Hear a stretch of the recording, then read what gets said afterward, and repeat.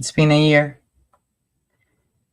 This was recorded March 31st, 2025.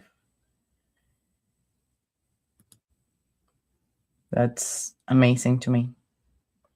Time flies, man.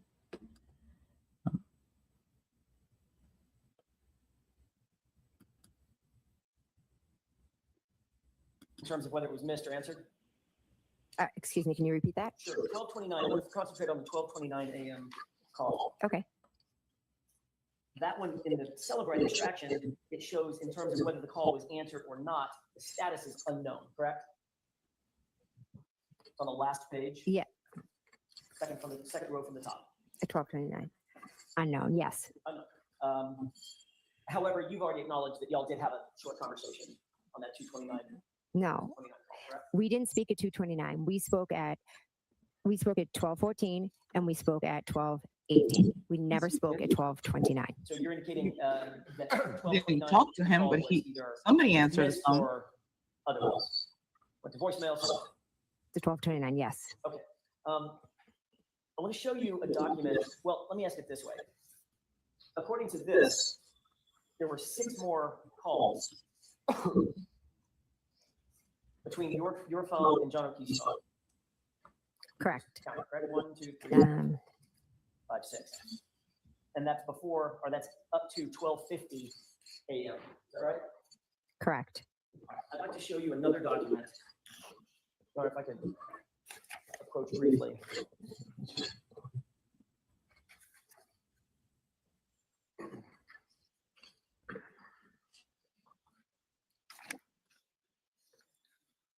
I can't believe this. It's been a year. A year.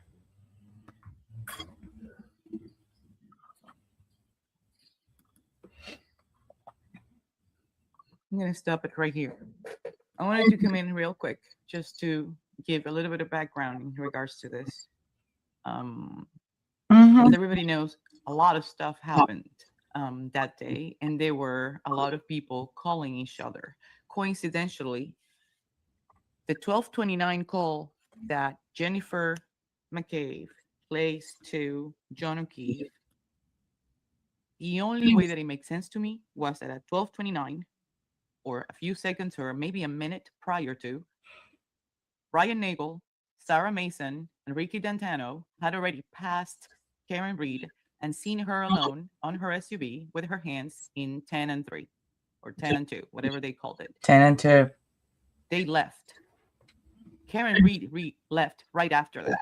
It had to be somewhere around 12:29, if not seconds prior, because that triggered Jen, who was looking outside the window, to grab the phone and start calling John.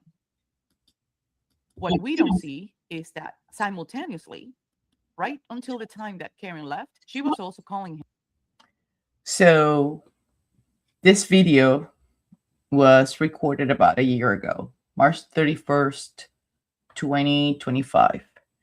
And it's amazing how time flies. And, I didn't even realize that some of these conclusions I have reached so long ago. But time is what validates us, right? Now I know, after the minute to minute, second to second, to the dot calculations, that Karen left right around 12:26, 12:27 from 34 Fairview. But it's interesting to see how some of the stuff that got recorded about a year ago, time-wise, it was so close to where I am today. Just wanted to share a few pieces of this.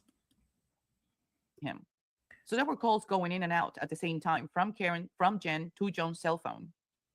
The last steps that John took were not from 12:31 a.m. to 12:32. And we're going to look at that log to get the exact minutes and the exact seconds. There's only shy of 24 seconds.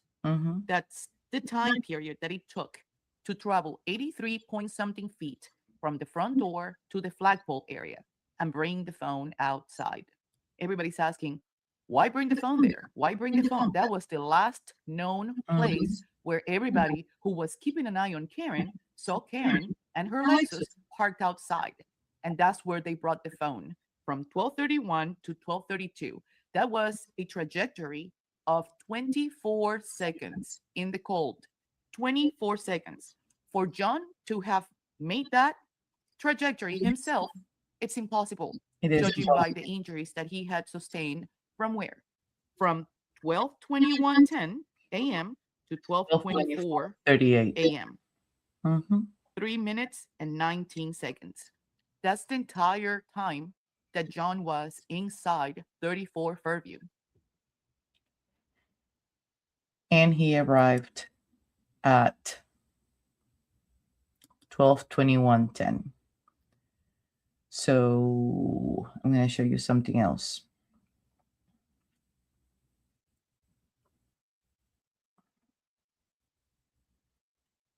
Yesterday, somebody alerted me that something was shared and sent me to Loophole Lawyer. And you know how Loophole Lawyer, like, just puts clips of it and makes his own video. But if I come back to something is off.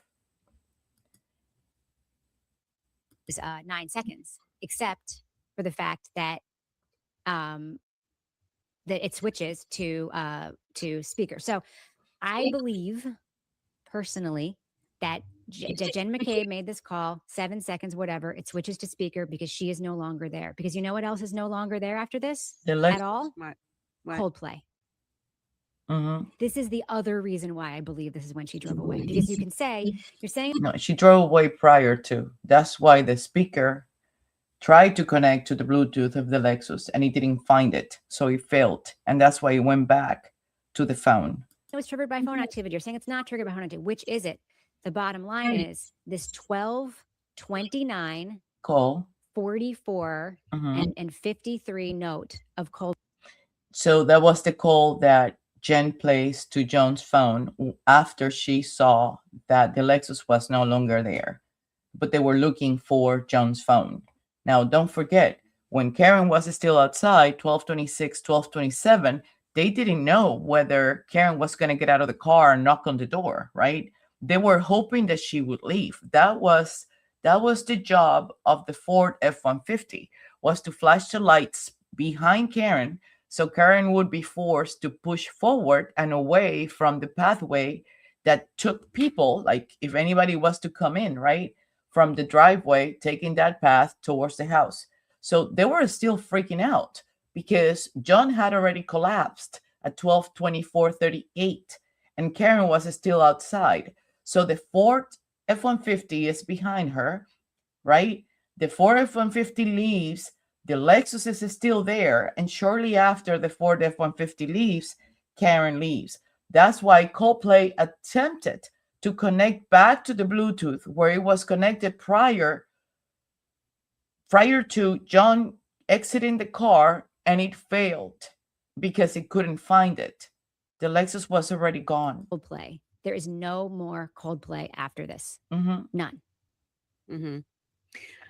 Tony is saying, is Coldplay his ringtone? No, it Because could it played be, for but 3 minutes and 48 seconds. Yeah. It says Apple Music. It says Apple Music is the source on the Yeah. and this and now. This is all Jessica Hyde's analysis. Okay. Mm-hmm. Mhm. So Coldplay stops after 12:29:44. I believe that's when Karen drove away, and the phone then realized, Mm-mm. okay, we're done. Like, If you noticed, it attempted to connect to the media, right?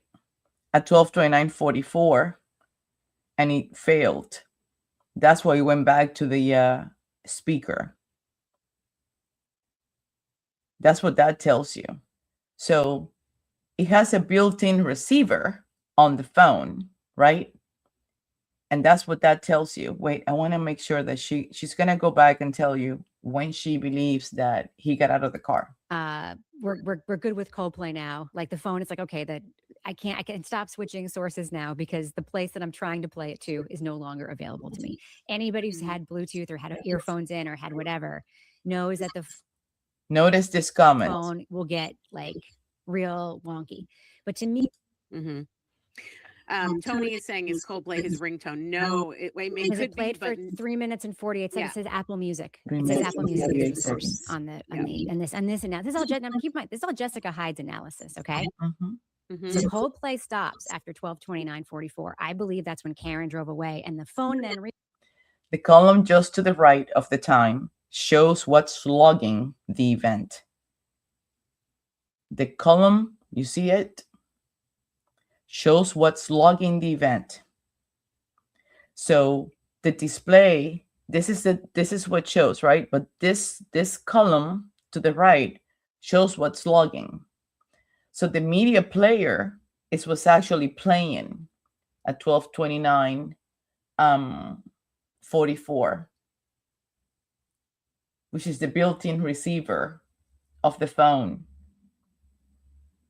I don't know if you can catch it right here, right? So oh my god, this is even better. You know, there's a sense of sort of like relief when you see things like this, because it validates that the theory or the conclusions or whatever, you know, facts you had reached a year ago were actually, you know, like on target. And when you get documents like this, that's why I run every time that there's a FOIA run dump, trying to see if there's anything else that can corroborate or shed some light, right? Like to take me into a different direction, to look somewhere else. But this is amazing. realized, okay, we're done. Like, we're good with Coldplay now. Like the phone is like, okay, that I can stop switching sources now because the place that I'm trying to play it to is no longer available to me. Anybody who's had Bluetooth or had earphones in or had whatever knows that the phone will get like real wonky. But to me, the most notable thing is that there is no longer a connection to her car after this point. Yeah. And if you're gonna And just to give you an idea, she couldn't have left at 12:29:44, because I don't know if you guys know, but at 12:29:02, Karen's Lexus is seen outside the Canton Library. So, and that was something, that picture of Karen's Lexus outside the Canton Library just became available a few months ago when the first FOIA dump videos from the Canton Library became public. So I didn't have that. I was estimating based on, you know, like the normal information that we have based on the fact that the phone rang and it was answered, because if it had been connected still to the Bluetooth, that phone would have rang inside the Bluetooth of the Lexus and not on Joan's phone, right? So what I'm trying to say is, before we had the first Freedom of Information Act documentation shared that included all the library videos, the waterfall prolonged videos, the everything, I was going based on estimations. And though it was still based on evidence, it made it even harder because I didn't have anything tangible, like the picture of Karen's car right outside the Canton Library at 12:29:02. In order for the Lexus to have been in front of the Canton Library at 12:29:02, it had to have left from 34th Fairview at least by 12:26, 12:26:58, 12:27 the latest, because it takes approximately about 3 minutes to get from 34th Fairview to where the Canton Library, the front side of the Canton Library on Washington Street. So it's overwhelmingly amazing. say, well, he had a playlist going, blah, blah, blah, blah, blah, blah, blah. And if every single time it disconnected, it went to speaker, et cetera, then why wasn't a playlist continuing to play after she drove away? It's because the phone was being triggered by its connection to the Bluetooth that it Actually, because she made a phone call and the phone was found and it was picked up, because the person who picked up the call and found the phone saw the phone ringing and saw that it was Jen calling. Well, we're going to get there. It was playing because that's what happens. And when she left, the thing stopped playing and never started playing again. So I believe that Yep.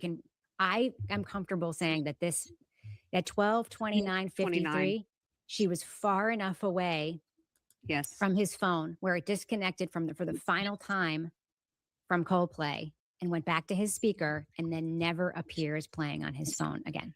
So the music Okay, was can either you- turned off on his phone or it just stopped playing after it went back to that speaker. Will you page back up to before 12:29? Sure. So when are you suggesting or thinking that John got out of the car? Oh, he got out of the car way back here. He got out of the car 12:29. At like at his steps. 12:14? No, at 12:21. Mm-hmm. So 8 minutes before, that would make sense. Yeah. So 8 minutes before, he takes 80 steps. Is that right? Is Mhm. that the 80 Yes. steps? Yes. Heading probably toward the garage Yes. or that little side door that would This, go by the to way, is garage. why I think something happened to him right away. Because now we I have have to say, Rebecca is the first person that actually has the arrival time at 34th Fairview absolutely accurate. I 100% agree with her. That's when he got out of the car.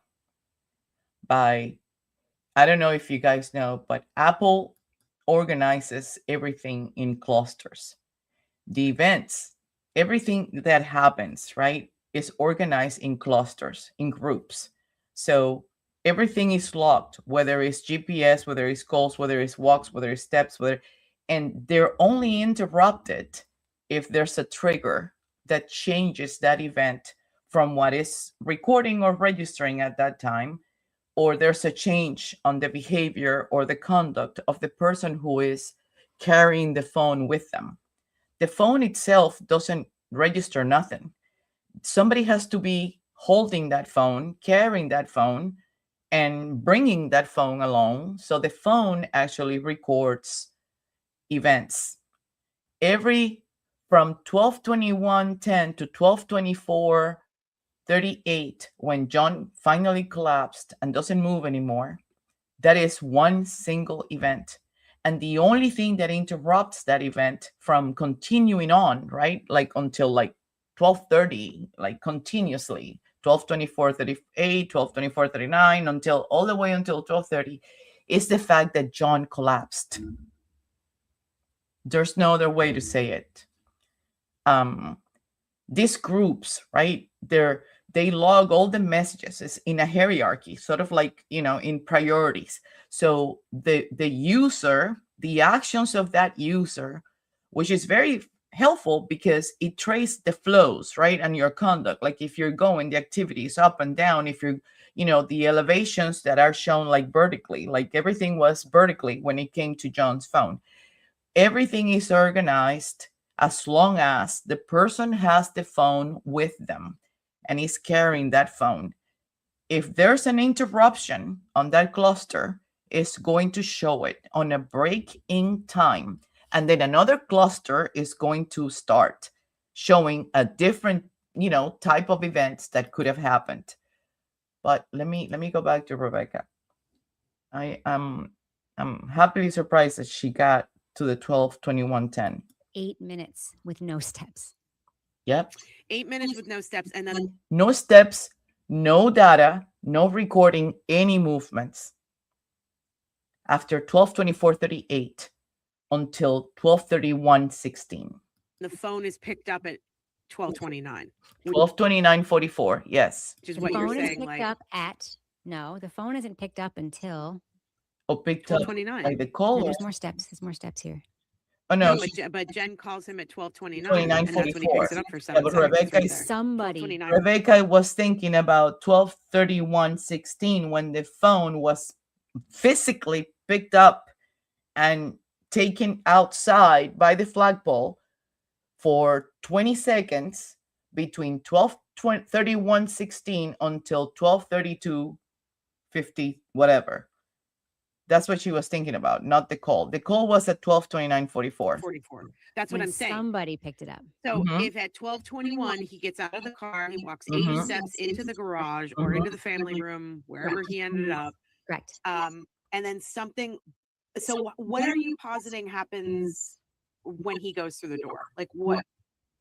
Because this is I the just- part that I want to understand a little bit better. Like, I want Ambush. to figure out like what happened when he walked through the Well, door. Okay. And to for everybody's sake, you know, we were not there.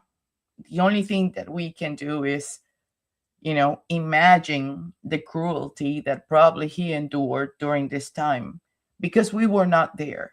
Now, the data and putting all these pieces together sort of like paints a story, right? It gives us a trail of time, like what happens first, what happened next. And if he collapsed by 12:24:38, then and he went in by 12:21:10, then that is exactly 3 minutes and 19 seconds that John was alive inside 34 Fairview. Now it even gets worse, and they don't talk about this, but at 12:21:10, John just had gotten out of the Lexus. The battery temperature on his cell phone was 82 degrees. By 12:24:38, the battery temperature was 77 degrees. That phone was not outside. And by 12:26, 12:27, Karen was not outside 34 Fairview. So, you know, when you keep adding to, like, right now we're focused on the Coldplay and we're focused on the time that he got out of the car and the time that the call happened, that John called him at 12:29:44. But you got to continue to put all the other ingredients and all the other stuff into the same context because everything happened simultaneously and very quickly. 3 minutes and 19 seconds was the entire time that John O'Keefe was alive inside that house. It's stupid. Whatever happened was definitely stupid. And quick. In my head, it's he walked the 80 steps, Mhm. the door to the garage. I have feelings about the garage. I long have because people are like, it's in the family room. Everybody saw whatever. That to me is way less likely that they would come up with the ability to be so calculated so quickly because I think it was the people in the garage who were coming up with stuff real quick and that Jen McCabe only got clued into this a little Agreed. bit later. Yeah. Well, actually, if John collapsed at 12:24:38 and we look at the health data on Jen McCabe, she is frozen like a fish at 12:25 in the morning. We need to look at her heart rate and we need to look at her watch, not her phone. Her watch, she is not moving. She's frozen at 12:25. A lot of people didn't understand why is she frozen at 12:25. If the Commonwealth is saying that he died at 12:45, it should be at 12:45, not at 12. But the thing is that we just recently got enough information to validate the 12:25 mark. And also recently just got enough information to get a picture from Karen at 12:29:02 in front of the Kenton Library. That's why Karen did not leave at 12:29:44, 12:29:30, or 12:29:36.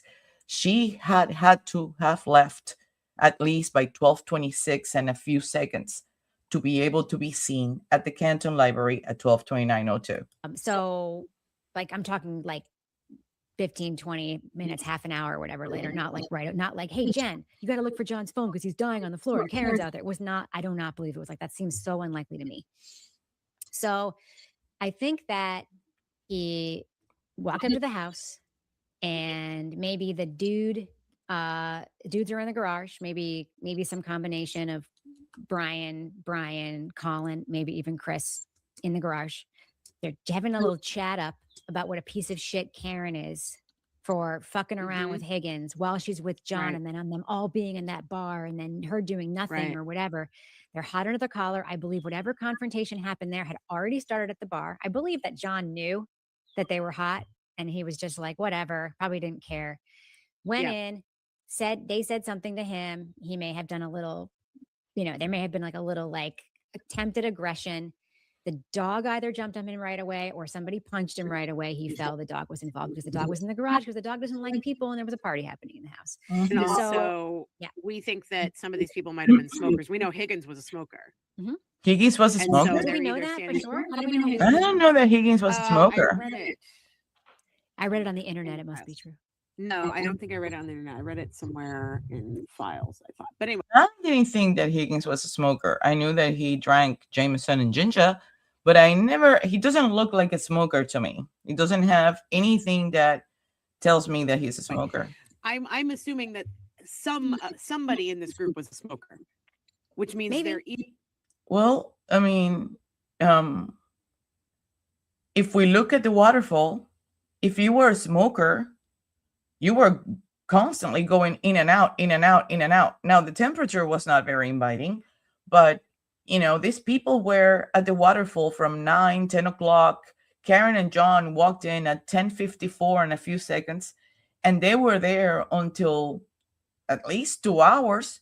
12:10, Karen comes out with Karina Kolikithis and Jen, and John starts working out at right around 12:10, 12:11. Then, yeah, and nobody went out and smoked. I didn't see anybody coming out and smoke. I mean, maybe Colin. either in the garage or they're outside. Or they're just gossiping. They don't want to talk about this. Or maybe they're not smoking cigarettes and they're smoking something else and they don't have to come in and out all the time. Who knows, right? I have no idea. But this is very interesting to me. This is almost like brainstorming. In front of the women, the little women in the house. They're wiping the counters. They just want to have like their man time. Can you fucking believe that bitch and what she's doing to Yeah. Higgy? Beep. Our friend Higgy here. John needs to know. John walks in. It's like, hey, you know that your girlfriend's a slut. Boom, boom, my God. dog. That's it. I think it happened right away. I don't think it has to do with the love triangle. There's plenty of fish in the sea, right? Hey, listen, there's plenty of fish in the sea, right? The absence of any Apple Music Coldplay playing after that 29, 40, 53 moment tells me that Yep, that is yep. when she drove away from the house. That's what it tells me. Mhm. Yeah, because you probably don't have the picture, and I'm gonna email it to you. Because that's what happens. Like, I don't blame you because in the beginning I was estimating 12:28 when I didn't know anything. But when I first started studying that video, and a lot of people like, okay, there's Jen, okay, and then everybody stops, right? But I had to go back and watch the entire video on slow motion, slowly, little by little, a couple of times. And then I took pictures of every single car that drove by the Canton Library. And then I went back to the waterfall video and I tried to match any of those cars with the cars that were coming in and out of the waterfall video. And then after that, I went to the Temple and Chapman video and I tried to see if any of those cars were at the other video because I needed to make a timeline on these cars. Which cars were following from the waterfall all the way to 34 Fairview, just like the Yukon is being followed by the white Ford Escape that also belonged to Brian Albert, right?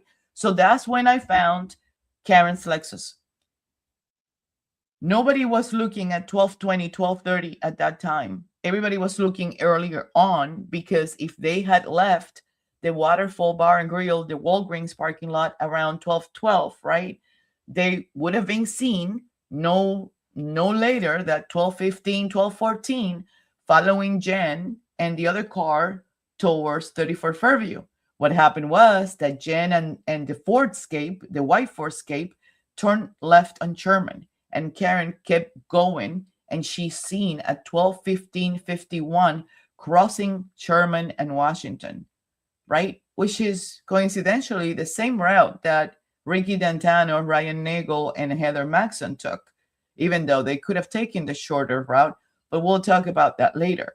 So I kept going because I needed to know, okay, so now that I have all these estimates as far as time, ETA here, ETA there, and I have looked at it on Google Maps, Google Earth, everywhere, and calculated all the distances, is there a picture that can confirm and validate that my assumption is no longer an assumption, but becomes a fact?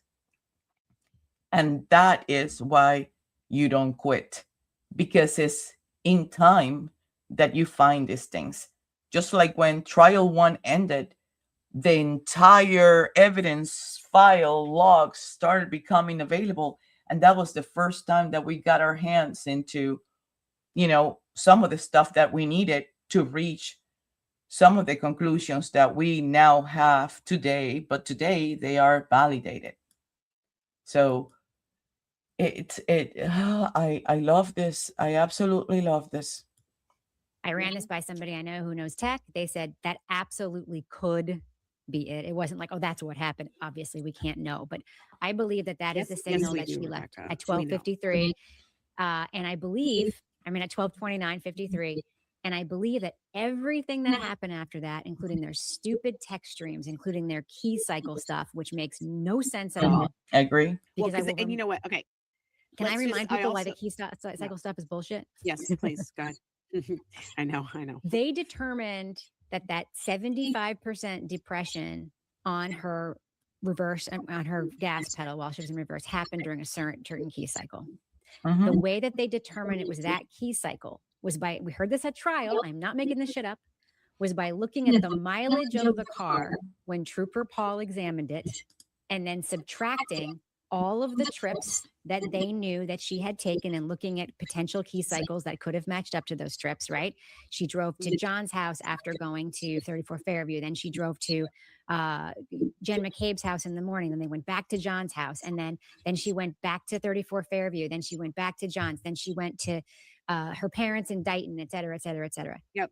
Mhm. They are not taking into consideration any other driving she could have done Yes. in that period Or the of time. tow truck, or the tow truck driver turning the car on and off and on and off and on and off. That's why I believe that's when I believe that the 75% decompression on the gas pedal, decompression on the gas pedal happened. It was in reverse, was when they were putting it up on the tow truck, because we know, like when you go on a tow truck, there's this thing where you're being pulled, but you have to put it in reverse so it will actually go.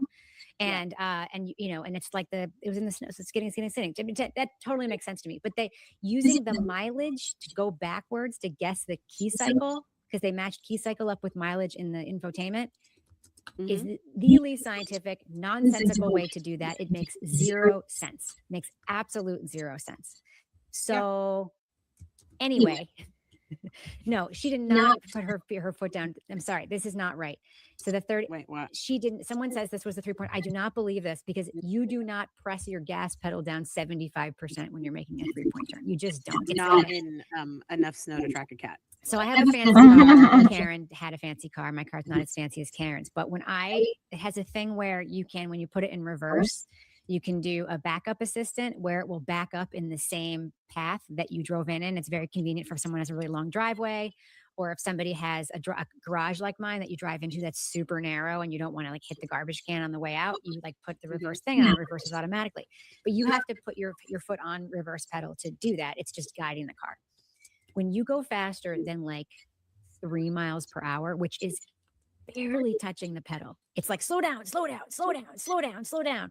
So I have driven backwards max. I've tried it in my car. I went 10 and I thought I was going to die. I mean, anybody who tries this, anybody who has tested it and said, oh, I was able to go backwards at 26 miles per hour and control my car, they are lying to you, unless they're like a freaking NASCAR driver, which I don't even think those cars have a reverse pedal. But anyway, they're lying. They're absolutely lying, because when you feel like you're going to die if you go faster than 8 miles per hour. Anyway, so I believe this cutoff of Apple Music being attached to Karen's car indicates that that's when she drove away, because Apple Music is never mentioned again.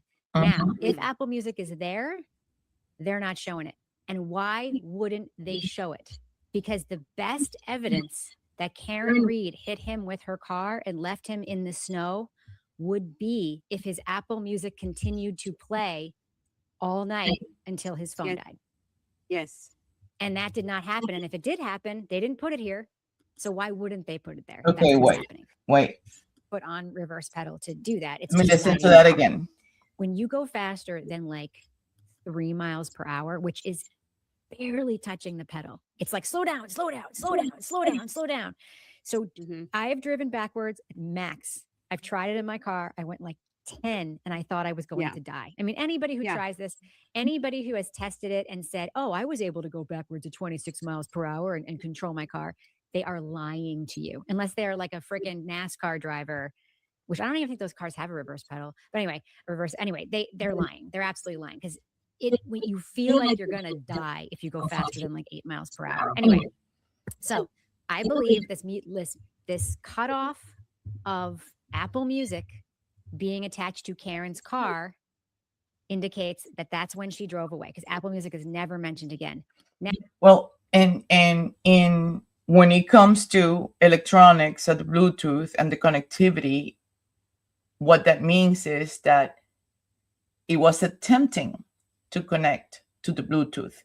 But when you said it yourself that it went back to the phone was because it failed.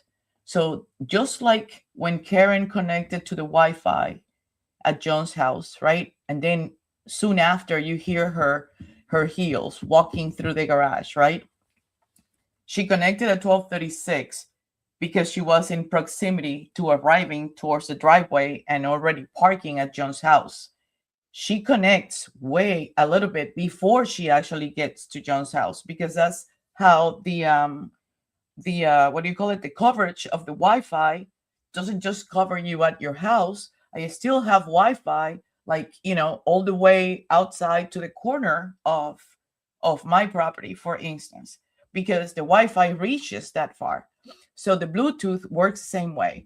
When the phone had already been connected before it got out of the house, it was already connected to the Bluetooth, and it did not disconnect until it tried to connect again with the Coldplay situation, and it didn't find the connectivity to the Lexus. But that doesn't mean that that's when Karen left. I just sent you guys a picture, and it's the picture of the Lexus outside Kenton Library with the time stamped on it of 12/29/02.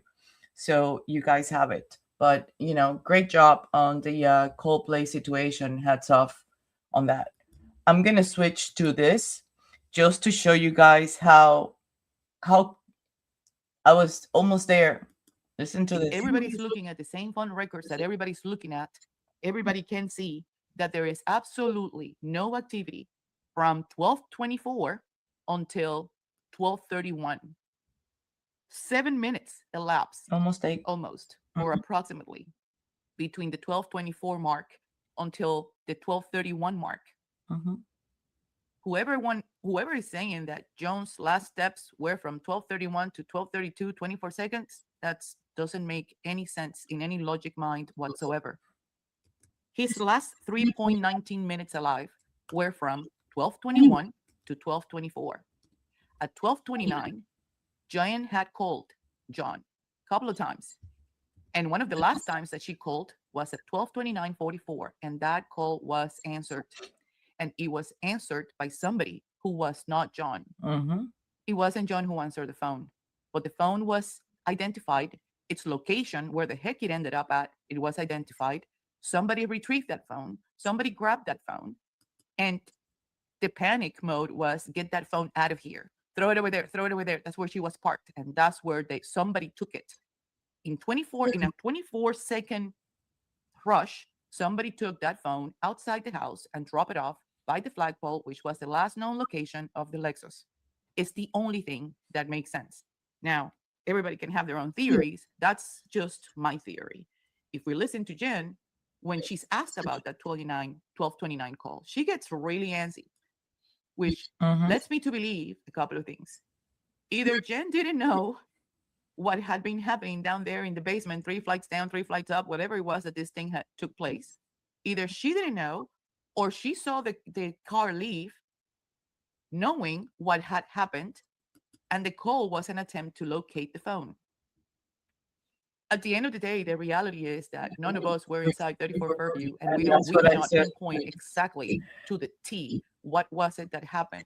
But if we fail to look at every single detail, that the call data, the health data, everything that we can take a peek at, what is it that those numbers and that information tells us, and try to backtrack it and have an idea. And this is not like Wow, I feel like I'm like listening to myself today, and I was saying the same thing back then. I'm gonna speed it up and see if we can get to any juicy parts. a conspiracy thing and whatever, and we're making it up and we're all crazy. No, in order for us to have a theory, there's got to be an idea.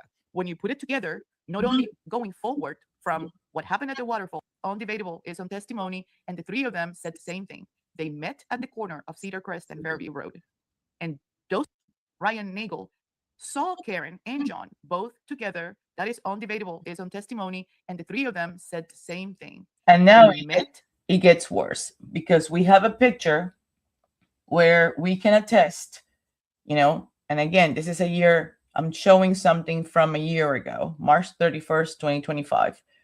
So nowadays, we have a picture that shows that Ryan Nagel, Ricky Dentano, and Heather Maxson were all at CF McCarthy's, which is just, you can walk to the waterfall and get there in less than 5 minutes. They were there at the same time that John and Karen were there. They were there.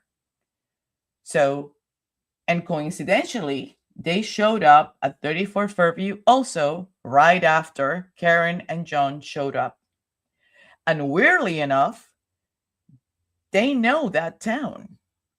They could have taken the short route to go to 34 Fairview, right? But they took the same route that Karen and John took. So that is the next thing I'm going to be focused on. Because I am like this close, and I know you can't see me, but I am this close to put my hand on fire that there was no coincidence there. Why is it that it's almost like there's two groups, right? There's the groups of the kids and there's the group of the adults. There's the group that was hanging out with Colin right outside the Any Pizza, and there's Ryan Nagel, and there's Juliana Nagel, and there's the other Nagel brother, and there's the both Chris Albert kids are there, Colin Alvarez there, and they're all there hanging out because that's what they do, right? But yet, the Ford F-150 pulls up right behind Karen, and not only pulled up right after Karen, it took the same route that Karen and John took. And they were also at CF McCarthy's. So that's the next thing I'm going to be scrutinizing. But let's go back to this one, and I'm going to show you another one that I found. At the corner of Cedar Crest and Fairview Road. And those three individuals inside the Ford F-150 gave the right-of-way to the black Lexus to go first. Which, if you think about it, 12 they didn't give her the right of way either because they were turning right? They had to stop because the Ford F-150 was turning to the left. But they stopped because the Lexus missed the turn to Fairview. They missed it on Cedar Crest and they kept going forward, right? So they waited. That's where I'm sitting right now. To me, they waited on that corner because they noticed that they were doing the 3.4 turn and they were coming back and they were going to turn to the right. And they stayed there until Karen made the right and then they made their left. Of 2110, Karen and John had already parked by the mailbox. Mm-hmm. John opened the door and went inside the house. There was a Yukon driven by Matt McCabe and Jen McCabe that was parked in the middle lane, that the average length, and I'm going to Google it just to. The Cadillac was parked right in front of it. And the height of the Yukon is equivalent to a 6 feet, 5 inches tall guy. Which means that the Yukon was blocking the view. I want to know what else. That means that Ryan Nagel was also there by 12:22 a.m. So he texts Julie. Julie comes out. Okay. John is already inside. Yeah, I changed my mind on that, Josie Lou. I'm sorry, but I think nobody called Ryan Nagel to come in. Juliana Nagel may have come out, and the only reason why I believe that is because Heather Maxson said so. But I don't believe Ryan Nagel, and I don't believe Ricky D'Antano. There's a reason why Ricky D'Antano didn't testify on the second trial. And I also believe that Ryan Nagel was the driver of the Ford F-150 and not Ricky D'Antano. But they used Ricky D'Antano because Ricky D'Antano wasn't drinking and Ryan Nagel was. So there's a little variance there on my own theory, and but things change. You have to Jen adjust and Matt as you McCabe go. had already told Julie, "You're not going anywhere," and she Yes, that is accurate. changed her plans. And even after Ryan Nagel pulled up, she comes out and she tells Ryan Nagel, "Nope, I'm not going anywhere. Jen is going to take me home." Her and Sarah stay behind. This is after John is inside the house. To go from the front of the house, he Yeah, uses they the already same know. path to come out of the house and tell Ryan, "I'm going with JJ." And by JJ, I mean Jen McCabe. Jennifer Judith Weeks McCabe. Which it's funny because they didn't used to call her JJ when John was alive, because John's middle name is Joseph, and John was the one who used to go by JJ, not Jen. So after John died, then Jen became JJ, and that's troublesome for me too. She goes back into the house. Ryan Nagel, Ricky D'Antano, and Sarah Mason. Okay, Ryan, Ricky, and Sarah leave. They see Karen is still outside wearing on John, sitting probably closer by the flagpole by then. And minutes after that, by 12:28, 12:29, Karen leaves 34 Fairview. see, that's I when mean, I had to it's make not the correction because close but not cigar, right? So this is kind of like fun. what happened with Julie Nagel or Sarah Nason, where all separated or divorced from the entire time from 12:21 to 12:29. At 12, Yeah, no, they knew. I have a feeling that they knew. But if we switch to this one, I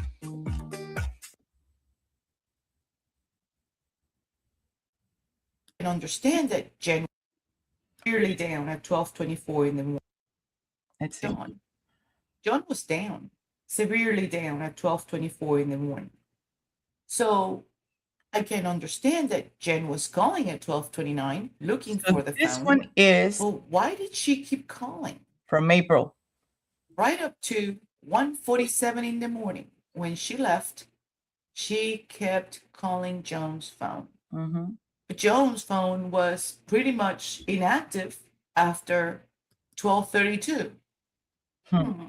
Everybody's asking, so why would she make all those calls? Why would she keep calling? Every single show, every single comment, every single call. We know that Jen kept calling, but we don't know why, especially after John's phone seems to have no activity until 6:04 in the morning.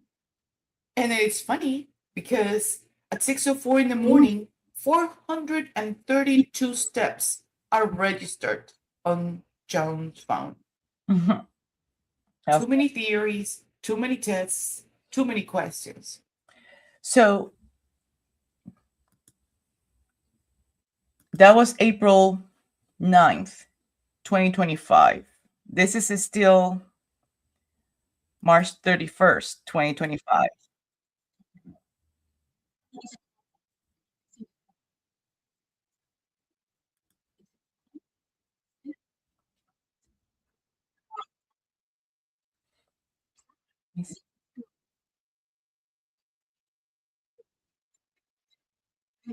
Mm-hmm.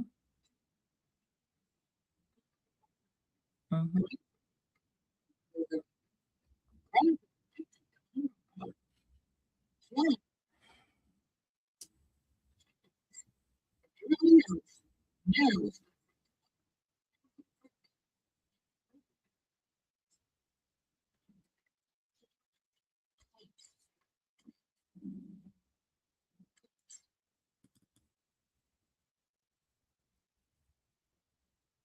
Yeah.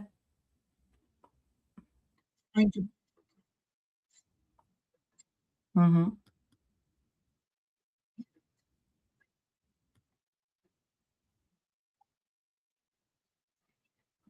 Exactly.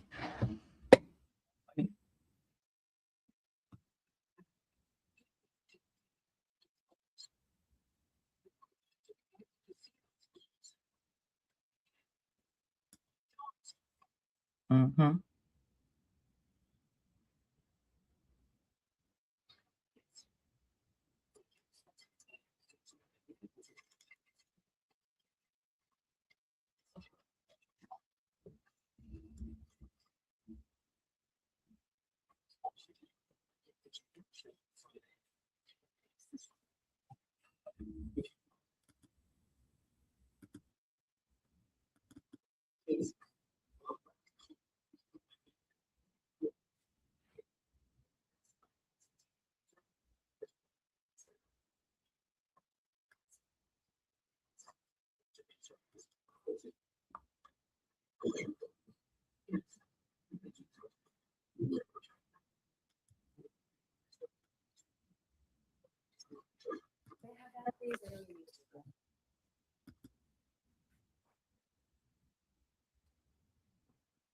Vicious circus. What is she doing? They're all in it. Hmm. They're all in it to win it.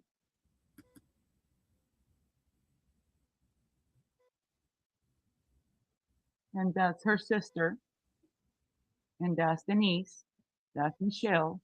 That's her daughter. All watching Jen pull another stunt. They have spent their entire lives doing that. Mm-hmm.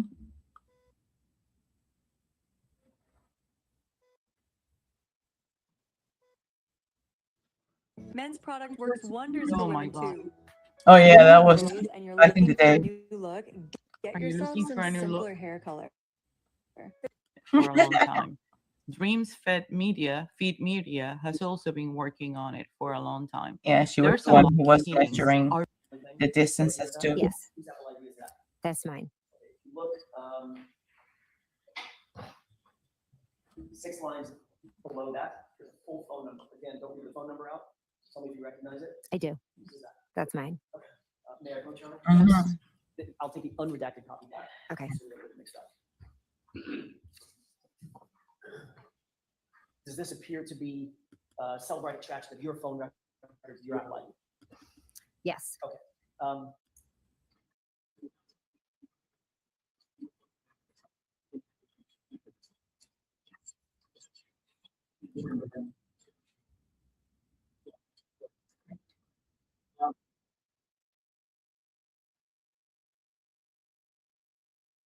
Hmm.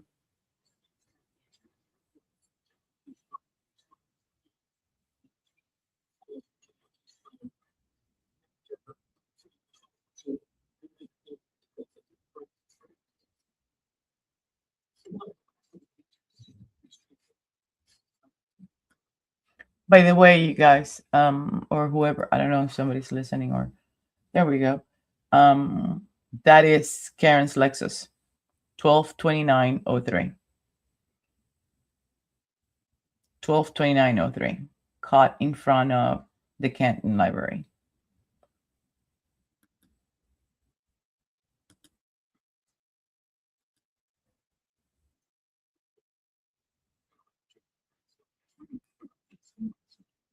And that was another. That's why having premium works. There we go.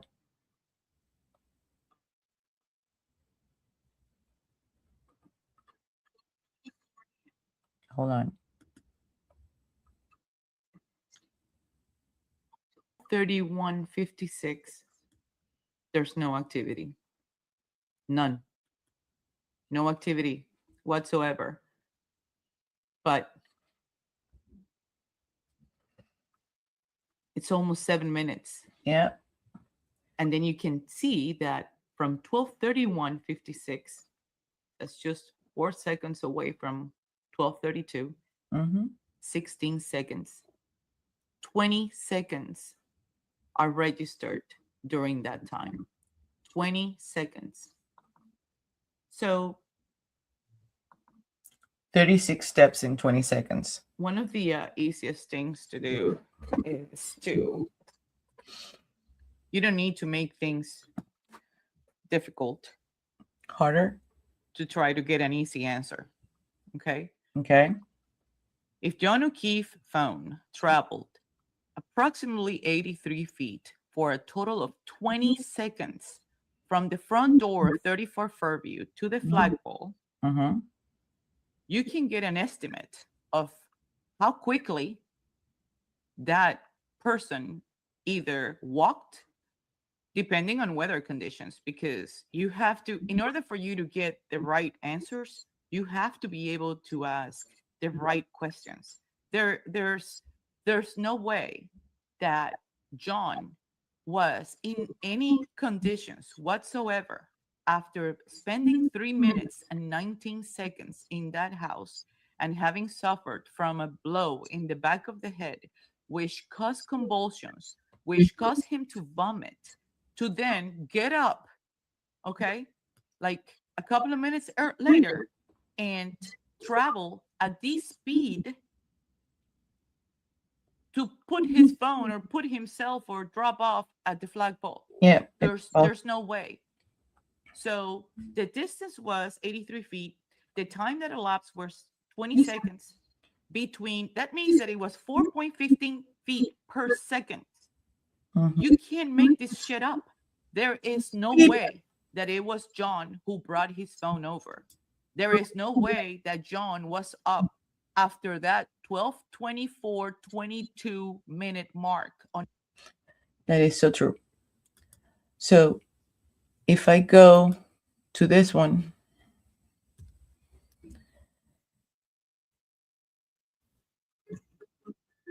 and we go right around here. Let's see. Okay, let's bring this one instead.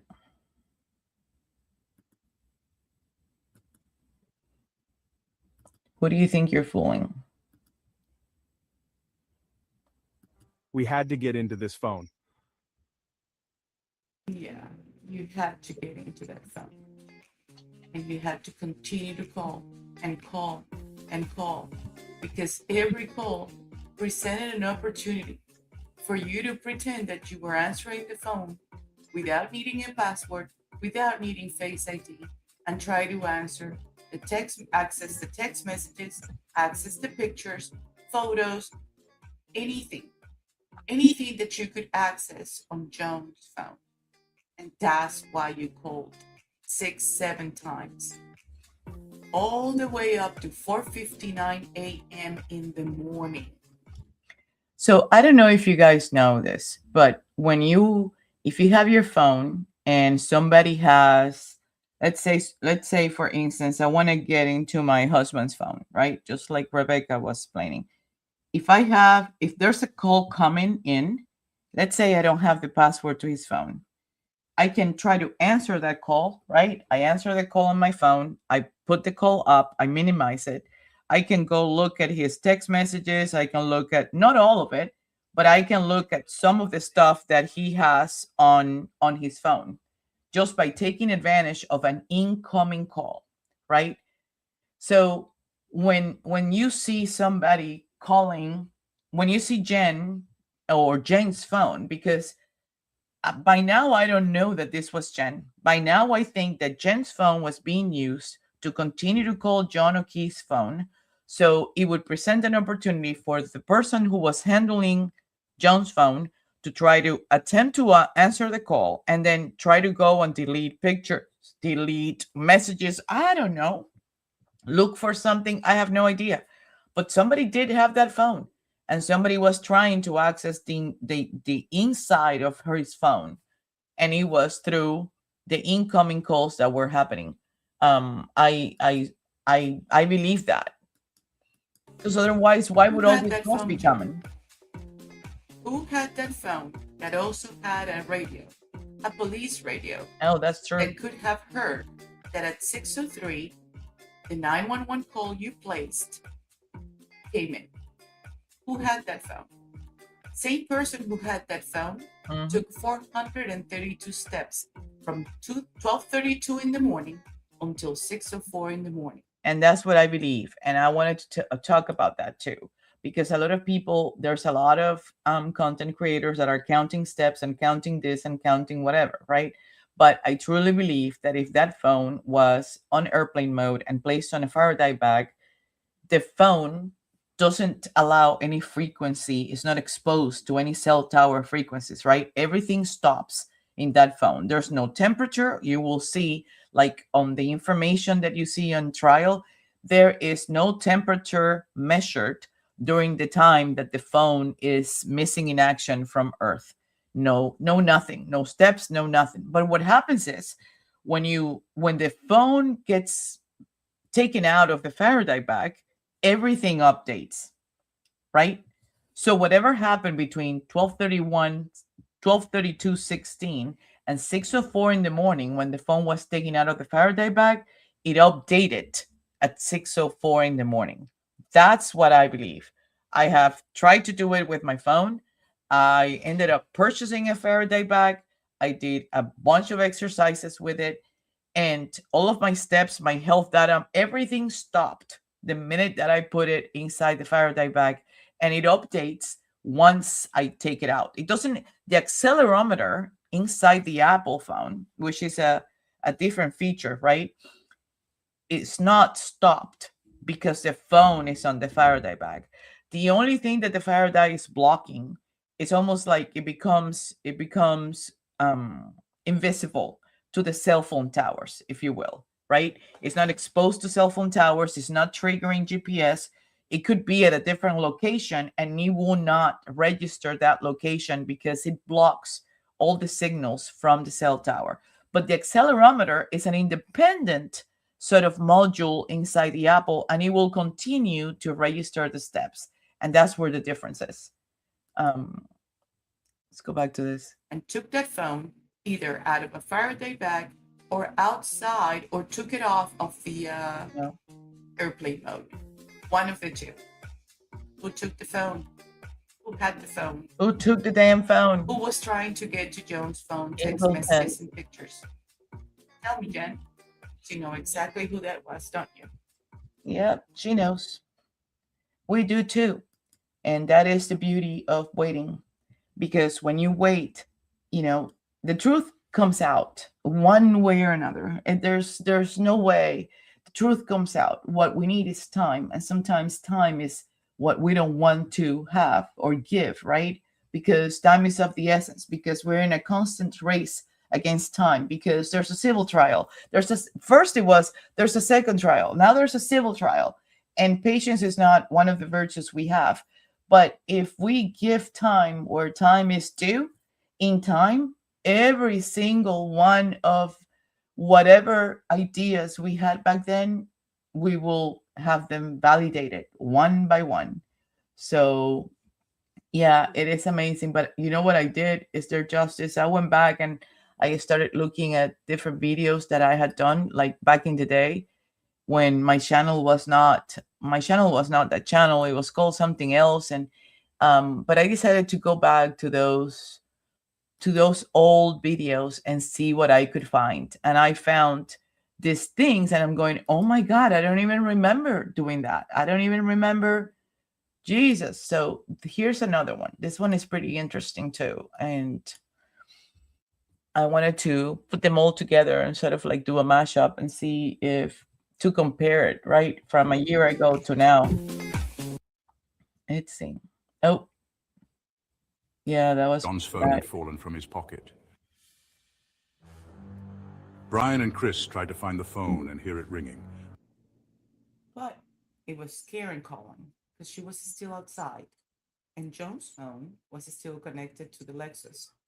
But by 12:29, Jen sees Karen leave. And the phone suddenly disconnects by 12:30 off the Lexus. So this call was answered, but it wasn't answered by John. So who answered the call? Someone saw the incoming call from Jen. saw that it was Jen. It answered it. And at 12:31, the phone was literally being brought outside to be what is presumed to be either on airplane mode or on a Faraday bag. and I'll come back to that. But from 12:31 to 12:32, exactly 20 seconds, that phone traveled approximately 80.73 feet from the front door to the last place where Karen's SUV was seen by the flagpole. If the phone was brought outside from 12:31 to 12:32 after Karen left, there's a reason. So now let's talk about 432 steps. So one thing that I wanted to talk about, pause this for a minute. One thing that I wanted to talk about, when trial one ended, I remember that we were all like hysterical, like trying to stop screen. Hold on.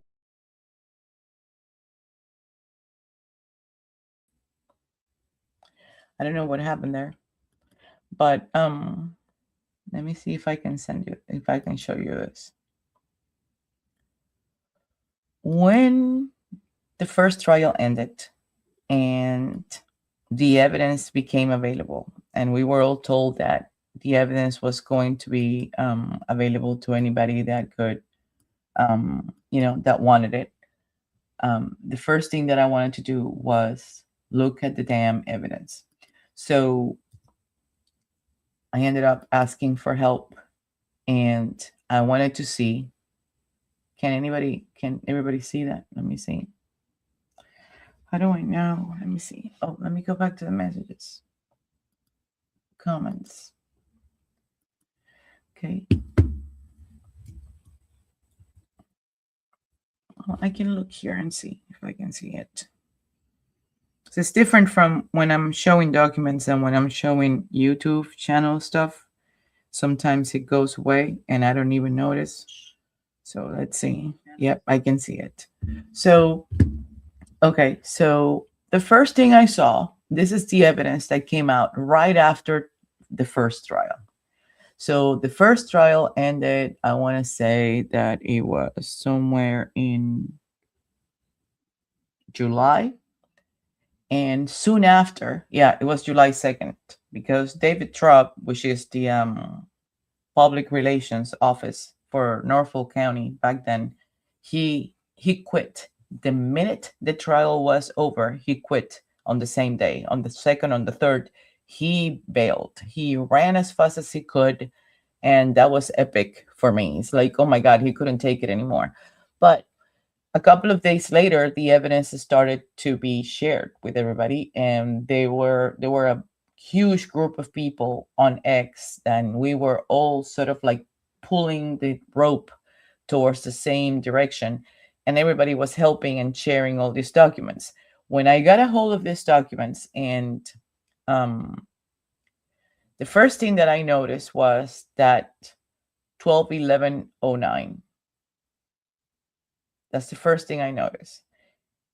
And that cluster went from 12/11/09 to 12/21/05, which means that if you understand Apple and how Apple works and organizes and groups each event that is logged, right, based on the activity of the phone on while somebody's carrying it, I understood that there was a break.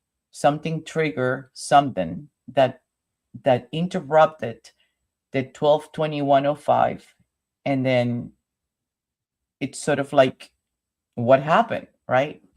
So I'm going, so what happened? So this was one of the first ones that showed up. So then somebody starts, this is the Apple Health, the Apple Health distance. Somebody started talking about, well, the phone calls are available and the phone calls are available. I'm going, oh yeah? So where are the phone calls? So why don't we have the phone calls? So then that was the next thing that was shared, where the phone call, the log of the phone calls that John O'Keefe did that day from the 29th on. So I'm going, okay, I need to see that. So somebody made it available, and hold on. It says somebody calling me? No. Somebody made it available and I got a hold of it. So the minute that I get a hold of it, somebody sent it to me, right? And I shared it and I started trying to figure out, okay, so these are the calls and the steps. Okay. So I look and it says the same thing. It says 11:09 to 12:21:05. But it didn't jump the middle line here. It showed me that 80 steps were taken from 12:21:10 to 12:24:22. So then I tried to print all this information and listen to the testimonies, especially Whiffing in regards to this, right? Because Whiffing was the one who was pretty much saying what happened at each given time. And he was the one that was starting to say that they didn't get to 34 Fairview until 12:24 whatever. And I'm going, wait a minute. If that is the case, at 12:24:22 is when the event ends. What do you mean they didn't get to 34 Fairview until afterwards? There's nothing here that says 20 to 12:25, 12:27, and all of these times that you're mentioning are not included in this evidence document number 2298-9310. So what are you talking about? So that was the first sort of indication. It's like they're pushing this, they're trying to do something. And then what I was trying to do was, okay, so if they say that something happened at X time, I'm going to try to either confirm it or deny it somehow. I need to confirm it or deny it, because on each time that they mention, I needed to either say yay or nay to figure out where were they taking these minutes from us or adding minutes to the events, right? To be able to figure out a way to push it forward. But all of this getting interrupted because somehow something, I can't remember what it was, but something came about in regards to the 227 call. And the 227 call, that would have been decisive. If we could have had a way to plain and simple explain that search was conducted and it was attempted to be deleted at 227:40, that somebody intended to delete that search at 227:40 and failed, because even if it deleted it from the history or from the search pages, it remained available on the write-ahead log files of the phone. So it is also important to mention that when that search happened on Jen McKay's phone, they were on a VPN. So it was a private Wi-Fi service, internet communication, which, it made it more challenging, not impossible, but it made it more challenging. So when I started looking and I'm going, wait a minute, but there was, and I kept thinking, but wasn't there? So that's when I bumped and I started interacting with somebody named Alexis. And Alexis was the one who showed me that there's a specific serial number that is linked to every single one of the searches, right? Of the searches on the phone. And not necessarily, I'm going to show you this. Hold on.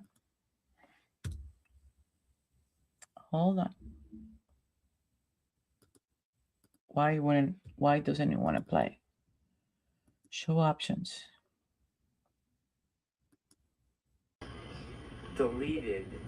Any user deleted the phrase, "How's long to die in cold?" Yes, if it's how. Did you hear that? Yes. And she's going to say, yes, if it's how's long to die in the cold. Listen. How's long to die in cold? Sorry. Yes, if it's how's long to die in the cold. Let's play it again. Any user deleted the phrase, "How's long to die in cold?" Yes, if it's how's long to die in cold. Sorry. But Hank Brennan did not like that answer. So she already said yes. But this happened so quickly. And that's why I just went from John's call logs to how's long to die in the cold, to give you an idea of how confusing it is when you have to jump from here to there to then to this, and you're doing all of this in front of a jury. She already admitted and said that yes, that call was deleted. And hold on.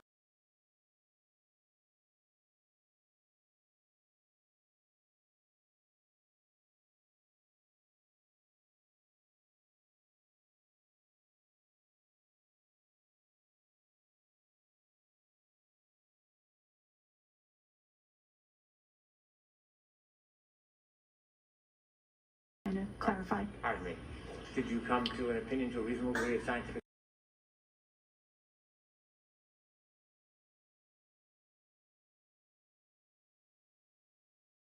certainty whether any user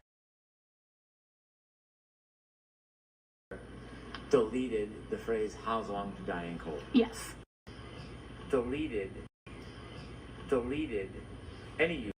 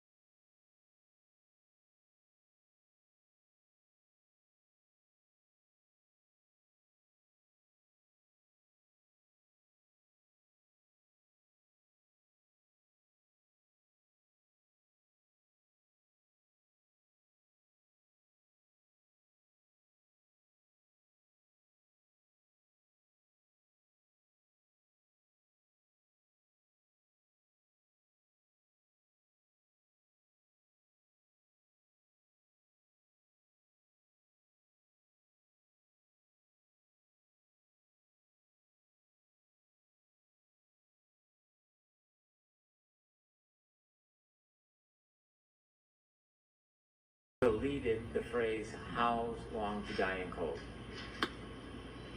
Yes, if it's how's long to die in cold. Sorry, trying to clarify. Pardon me. Did you come to an opinion to a reasonable degree of scientific certainty whether any user deleted the phrase "how's long to die in cold"?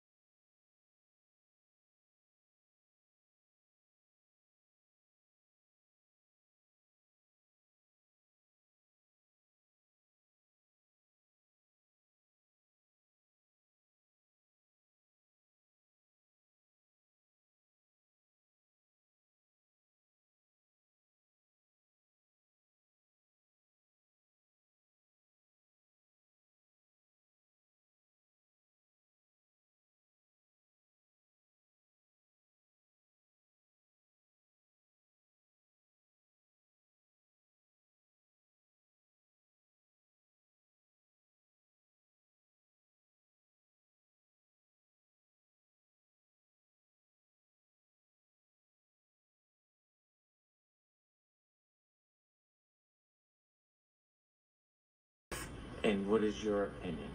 My opinion is there was no deletion that occurred by the user because it is not something a user can delete.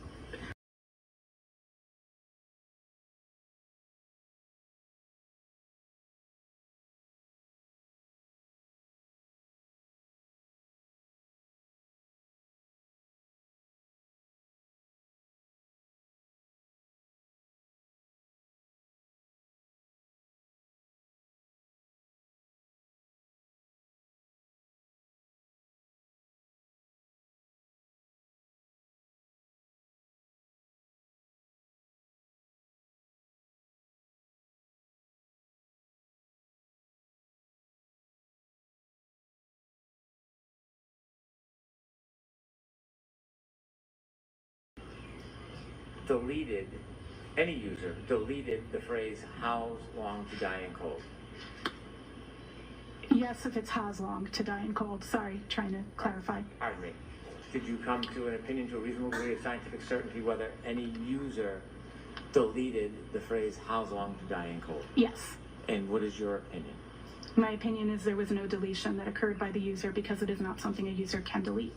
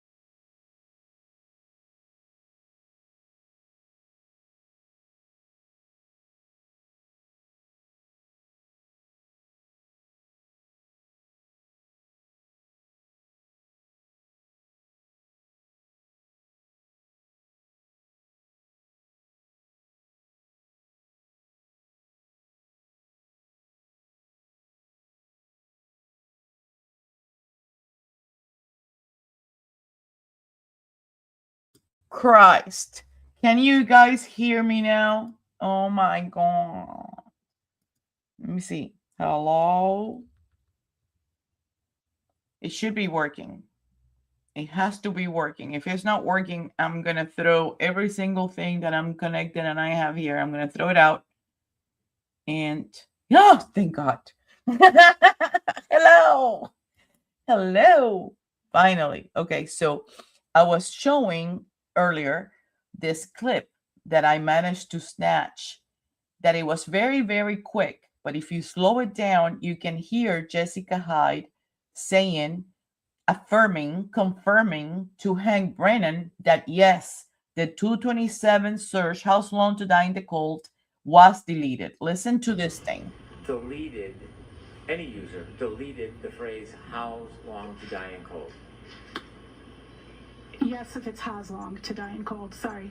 Did you hear that? Yes, if it's How's Long to Die in the Cold. But then he didn't like that answer. So he asked her a different way. Can you still hear it or no? Oh my God.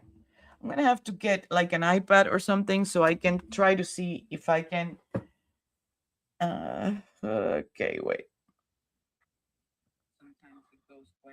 Let's see. Yep. You can hear it. Okay. Never mind. I got it. Okay, perfect. So now he asks her again. Trying to clarify. Pardon me. Did you come to an opinion to a reasonable degree of scientific certainty whether any user deleted the phrase, how's long to die in cold? Yes. And what is your opinion? My opinion is there was no deletion that occurred by the user. How is that possible? She just said yes. So then she changed her answer. This is like the most ridiculous freaking experts, incredible lack of integrity people that I have ever come across with in my entire life. This is absolutely deplorable. I'm going to blast this. I'm going to put this on YouTube everywhere I can. I'm going to put it everywhere I can on YouTube. This is ridiculous. The phrase "how long to" deleted, any user deleted the phrase "how long to die in cold." Yes, if it's how's long to die in cold. Sorry. Yes, if it's how long to die in the cold. And then look at her face, because he probably opened his eyes like so big over the glasses, right? And intimidated the heck out of her.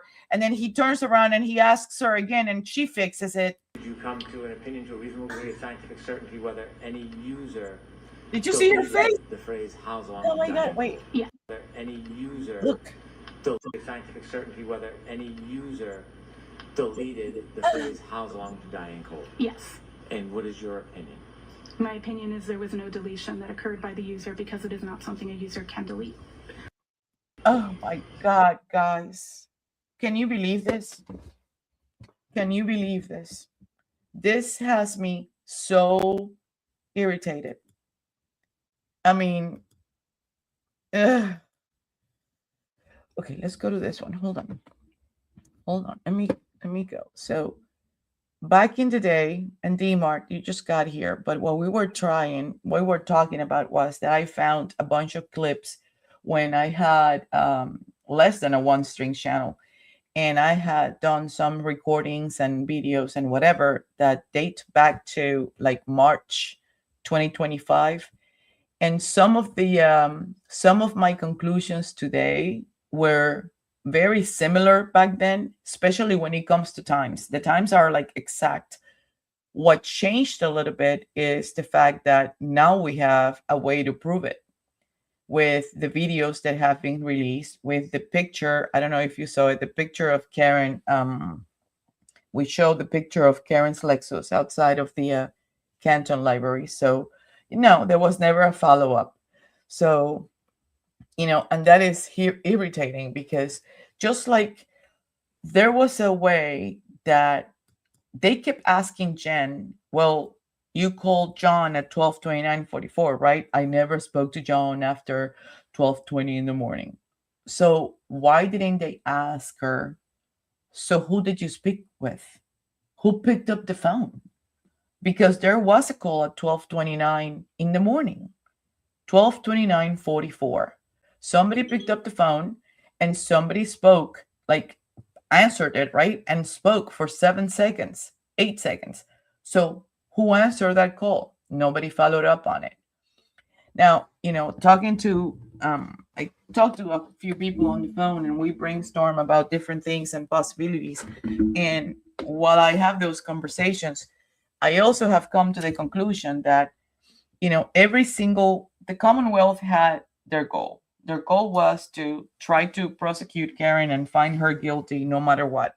They were willing to do whatever it took, push the times, change the times, get stupid experts to say whatever it was that they wanted to say, people that had no background, a guy from Alabama that claims to be a accident reconstruction expert, but it's been 20 years and he still hasn't finished his associates or his bachelor's. And then they get Trooper Paul. Trooper Paul cannot math on the fly. Neither can Whiffen convert Fahrenheit to Celsius on the fly.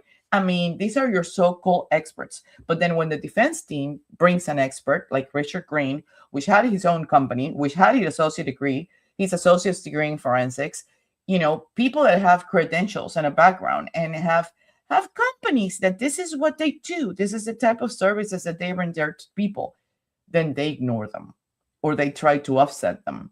The same thing happened to Dr. Russell, that I felt so bad. I mean, I was so humiliated and embarrassed on her behalf. The fact that they treated her with such lack of respect, and just because she was older, they consider her obsolete, or that she was making this thing up.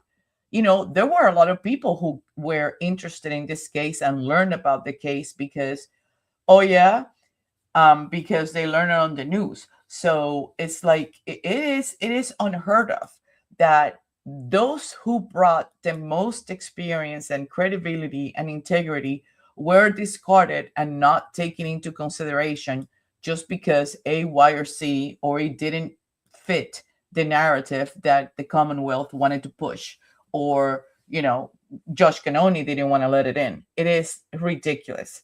I mean, Dr. Laposado, yeah. And I was, you know, she was older too, but she was, I want to say that she is like, you know, one of those like half Italian, whatever, with Italian heritage. That's like she won't take crap from anybody, and she would put you on your place really quickly. But it took somebody with that kind of attitude, almost like to tell Hank, listen, kid, stay right there, go time out, and I'll tell you where it is. It doesn't matter because there wasn't an accident, so it really doesn't matter. I don't care. Well, I don't care. It doesn't matter because there wasn't a car accident. And that's all it took. But if you didn't have somebody with that attitude, how, I mean, it would have been impossible. The ARCA guy, watching Hank scrutinize this kid, the tall, handsome, dark and handsome. Oh my God, he was like almost like it was difficult to watch because it was a display of the way I saw it. It was unprofessional, it was disrespectful. Even the tone, Dr. Wolf, even the tone of his voice, how he was belittling him and diminishing him and almost like accusing him, you know, and then signaling Beth Canoni at the same time, almost like if he was trying to set him up on a trap and it failed, it didn't work. It's like, this is ridiculous. But Dr. Welch, which also ARCA, came after Dr. Wolf, and he sort of already knew that Hank was going to come at him like, you know, hard enough, and he was going to try to intimidate and be a bully. And he came sort of like more with a no BS attitude. It's like, start throwing balls at me, I'm gonna kick them back at you, right? But that was Jessica Hyde. And I don't know if you guys know, but prior to testifying on Karen's trial, Jessica Hyde was supposed to testify as an expert in Maryland, in a Maryland court, right? In another case. And she was disqualified. So, and she was the one who was hired by the Commonwealth. Now, in the documentations that I was sharing yesterday that we were going through and I was trying to audit with you all when I did the live, and you don't know what happened. I have to tell you, I got to pause, time out. So Hank tried with him. Yeah, he did. I remember that. So I got striked out. I got a strike violation from YouTube on the live that we did yesterday because apparently when we shared the clip from the read files, the remember, people have the power, that song. Well, it turns out that it had a copyright. So I tried to delete the song and delete the, it's just, you know, I'm new at this, and on top of it I have one hand, so I'm gonna have to wait a couple of days and see what they say. But I guess nobody can access it. That's what I heard. Somebody told me that they couldn't go back and watch it, but I'm not sure. So trial one, Jessica Hyde was more interested in counting her knowledge than questioning questions and explaining, in my opinion. Yeah. And you know what? The first thing that she did that I found within those memos, that when they contacted her and reached out to her so she could corroborate Whiffing's theory, the first thing that she said, well, I sent you the purchase order and I'm waiting for an answer. It's all about the money. She would not, oh, I'm traveling, I'm about to go to I don't know where, but I sent you a purchase order. When I get that, then I'll get back to you. That's one of the things she said. And the other thing was that she was communicating with the Commonwealth and letting them know every time that Alan Jackson would reach out to her, email her, call her, oh, the defense lawyers are calling me. What do I do? Should I talk to them? Or what do I do? Okay, well, I told them that I was going to a meeting, but I'm not planning on calling them. And here's Julie telling her back, yeah, they tend to be aggressive. Yeah, they are on the aggressive side. Yeah, they're hard hitters or something like that. So, the whole interaction was, it was despicable, if you ask me. It was tasteless. It wasn't professional. It was unethical. This entire thing has been nothing but a circus. But in a way, it's been a positive circus in many ways, even though we still haven't gotten where we want to go, right? We still have all these muffos running loose and free, like they didn't do anything. But in many ways, it's been positive too, because it has brought to light all of this stuff that has been going on. It has sort of like, unveil all of these different characters that have probably been doing this for a long time without getting caught. But when I logged into the district attorney's office news page in Massachusetts, and I went back to when the tragedy happened, as far as April 2020, I think it was 2022, 2023. Do you know all the different crimes and criminals and fraud and people and the CDL license situation, all of it that has come to light and apprehended, and we caught this one and we caught that one. The list goes on and on and on and on, and I'm not saying that it has anything to do with John O'Keefe, but what I'm saying is it's almost like if it was the turning point for all of this stuff to happen. Last week I was looking on Twitter, and it was like one cop after another cop, one Massachusetts State Police after another Massachusetts, like one after another. It's like a snowball effect that never ends, right? But going back to what entertains us, which is trying to find justice for John O'Keefe, I truly believe that just like Jessica Lavoie just said, 12:21:10, is that her last name? I hope I pronounced it right. To 12:24:22, those are exactly the 3 minutes and 19 seconds that John spent alive inside that house. And the 12:21:05, that break in that cluster was because they stopped at Cedar Crest and Fairview. Now, the point is that it's all corruption. Yeah. Bev let it happen. Yeah. All corruption at different levels.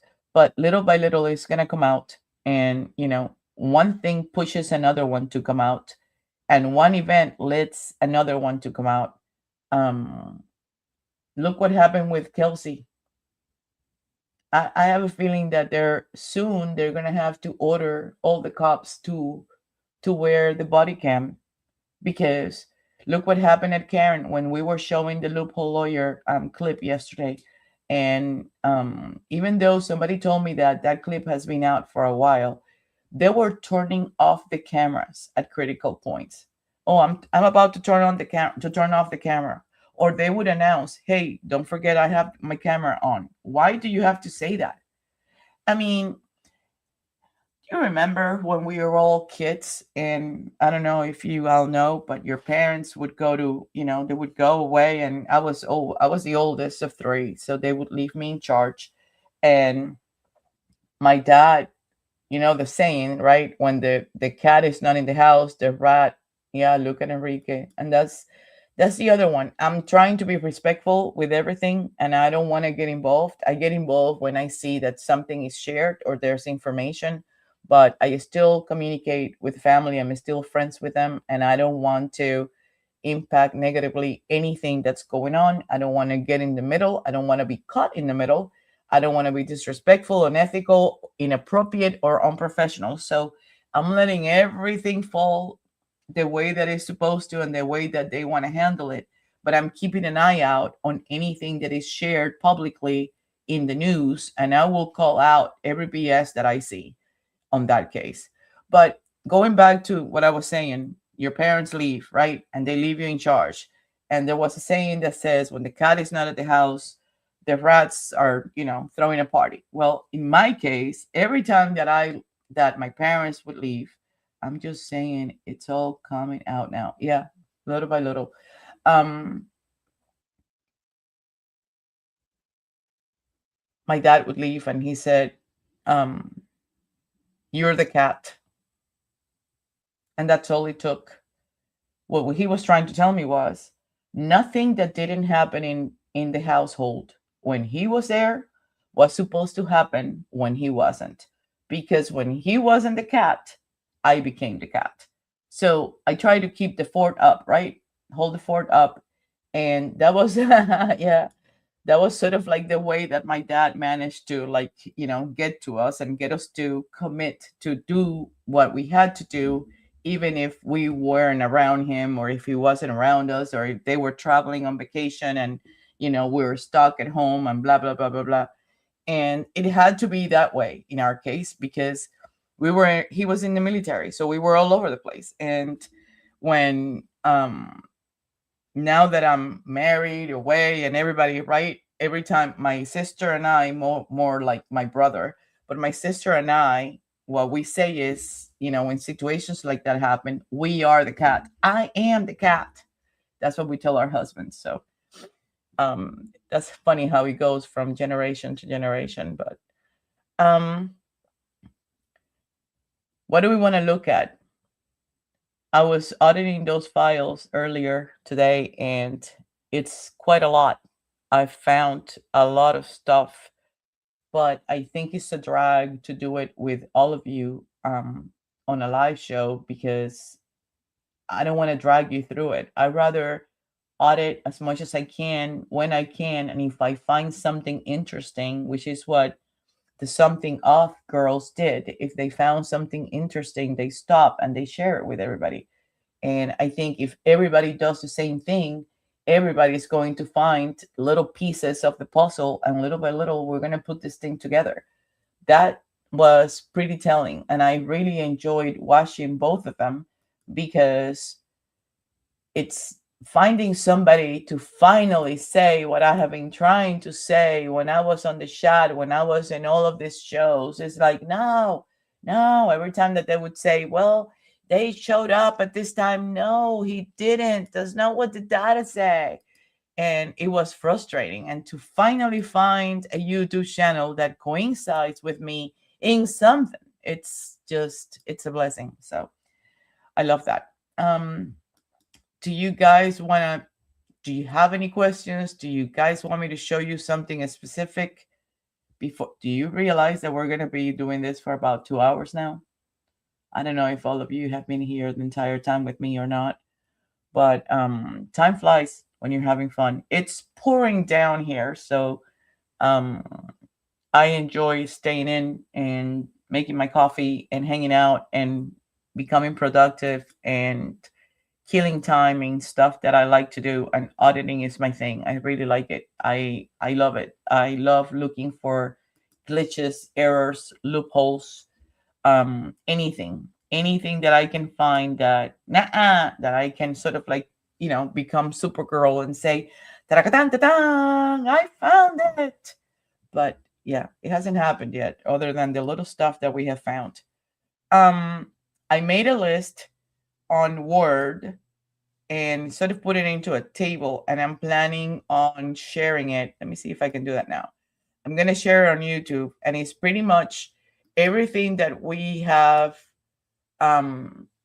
concluded so far, and also the cars that we were able to see when we were going through the waterfall video and whatnot. And the list of those cars, I put a note like who was driving those cars, who is the person who typically drives those vehicles. And I'm going to post it on YouTube on the community thing, so everybody has it.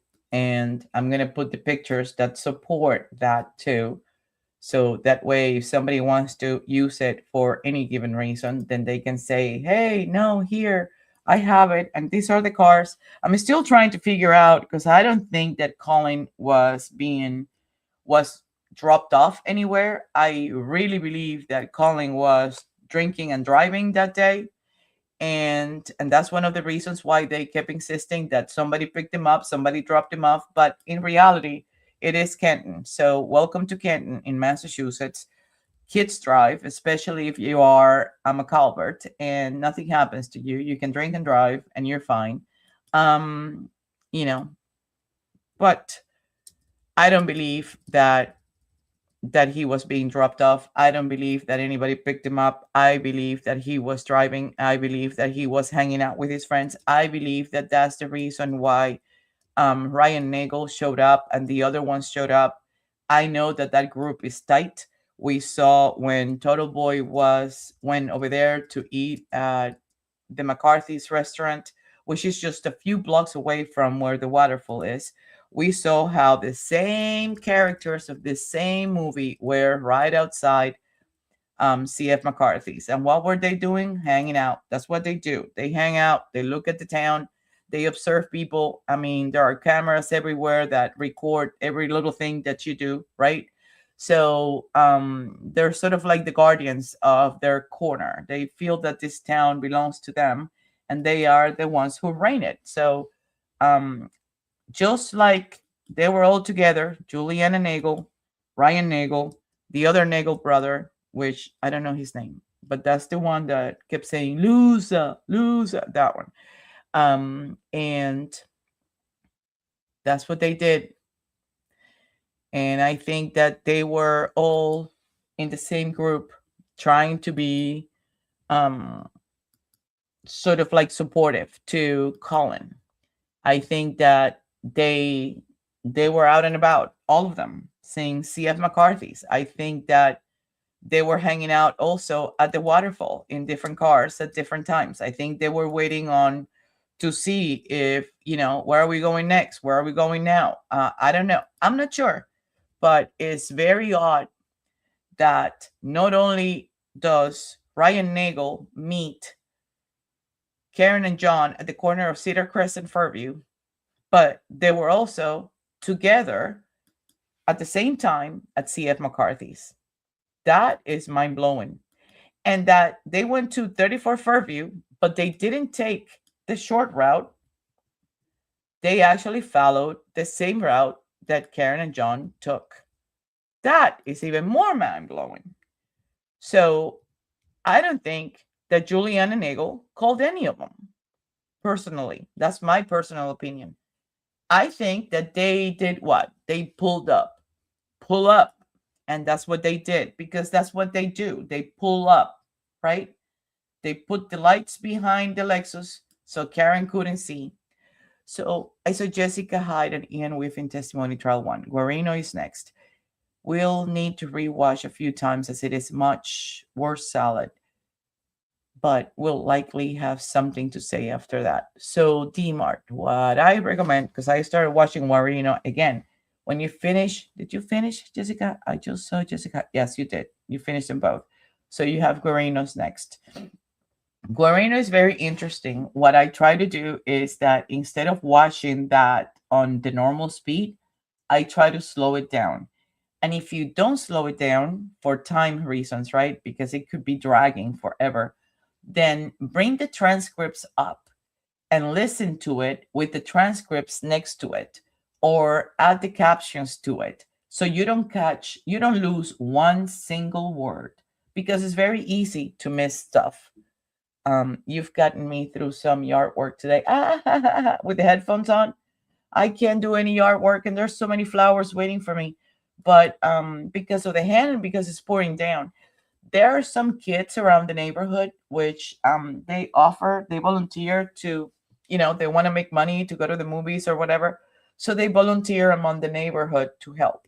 And there were a couple of weekends ago that I had 4 of them here, and they were moving things around, and I would tell them, like, I want that one here, I want this one here, can you put this one here, can you put this mulch here?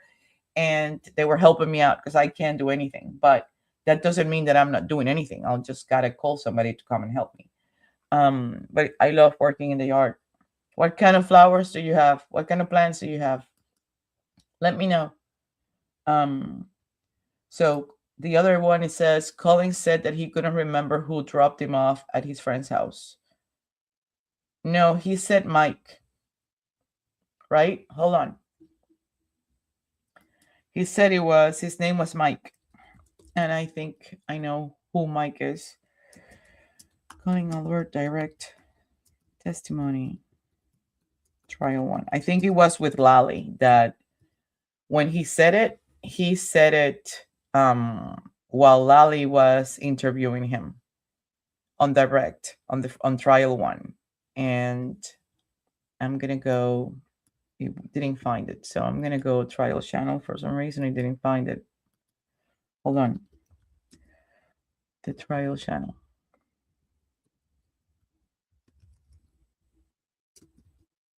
Okay, so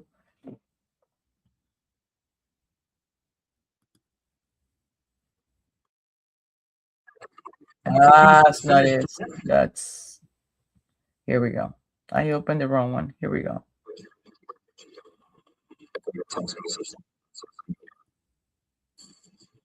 Okay, let me show this.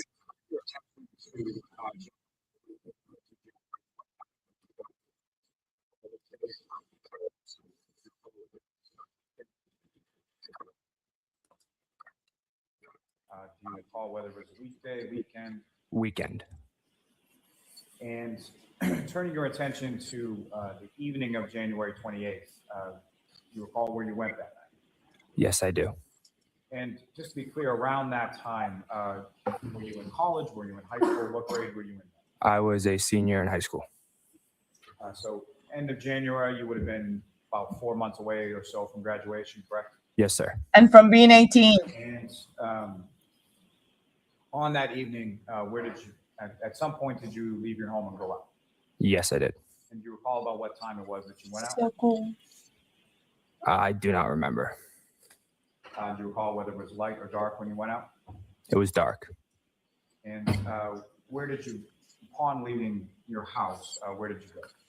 I went to one of my buddy's houses. And that buddy, what was his? Mike. Mike, see? And where does Mike live in relation to you? Can you rephrase that? Oh my God. Does Mike live in Canton as well? Yes, he does. About how far is it from your house to Mike's house? About like 7-8 minutes. And when you got to Mike's house, was it just you and Mike, or who, if anyone else, was there? I do not remember who was there. Was there more than just the two of you? Yes. And generally speaking, when you got to Mike's house, what is it that you did when you got there? I do not remember. Now, as far as how you got from your house to Mike's house, do you recall how you got there? No, I do not remember. Let me ask you this. Did you walk? Did you drive? Did you get a ride? I got a ride. Do you recall who you got a ride from? No. And when you, do you recall, let me ask you this. As far as that particular night that you went out, did you drink any alcoholic beverages while you were out? Yes. And did you drink any of those at Mike's house? Yes. And do you recall generally what you were drinking that night? Bud Light. So let's And, put this into when you were perspective. at Mike's house on that He's too young. Wait. He is too young, right? He's too young. He's just a kid. He's too young. He's just a kid. He's 17, about to be 18, but he's drinking. I thought the age limit was 21, right? The drinking age. Wasn't it 21? So he looks like, oh, I don't remember. But let's switch to this one. The team must run it back as far as they can while the opposing team tries to defend. Pass or run. You don't want to finish last. 4 15-minute quarters to decide the winner. Practice is the key. You're a bitch, bro. No. Fuck you. Yeah, fuck you. Yeah. Clean cold, boy. You be knocked out. KO. Put the phone down. Put the phone down. Come over here and tell me that. Put the phone down. You're growing up to being a coward. A coward. And this facade that you're a good boy, it doesn't. A few hours. And do you recall how much you had to drink while you were at Mike's house? I do not remember. It's all a bluff. And so in reference to Were you you going guys out able and to going see over the Mike's KO house Bam and Bam having thing? some beers over there, is that why you didn't drive? Yes. Tell the show. So you got That's a ride not from who he someone over to is. Mike's house, you spent some hours there. That's and you not recall how where he you went. acts. That's went not to who my he uncle's is house. or how he behaves or what he does. fair to say you This have is a a show. relatively He's putting up a show because what? He's in a freaking pickle. He's about to be accused of having something to do with the death of John O'Keefe. But when you look at who he really is, a 17-year-old drinking, then this is who he really is. So this is split personality crap.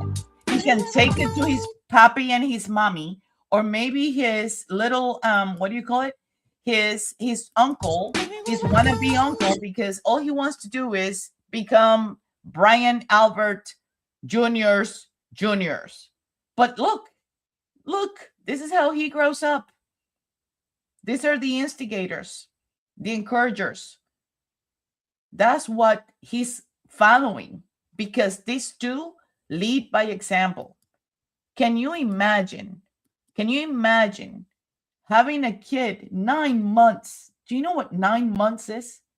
9 months, a pregnancy, giving birth to a kid, that this is what he's gonna become. This is what he's gonna become. You're a bitch, bro. Fuck you. Yeah, fuck you, you pussy. Yeah. Any of those kids, what are we raising? Parasites?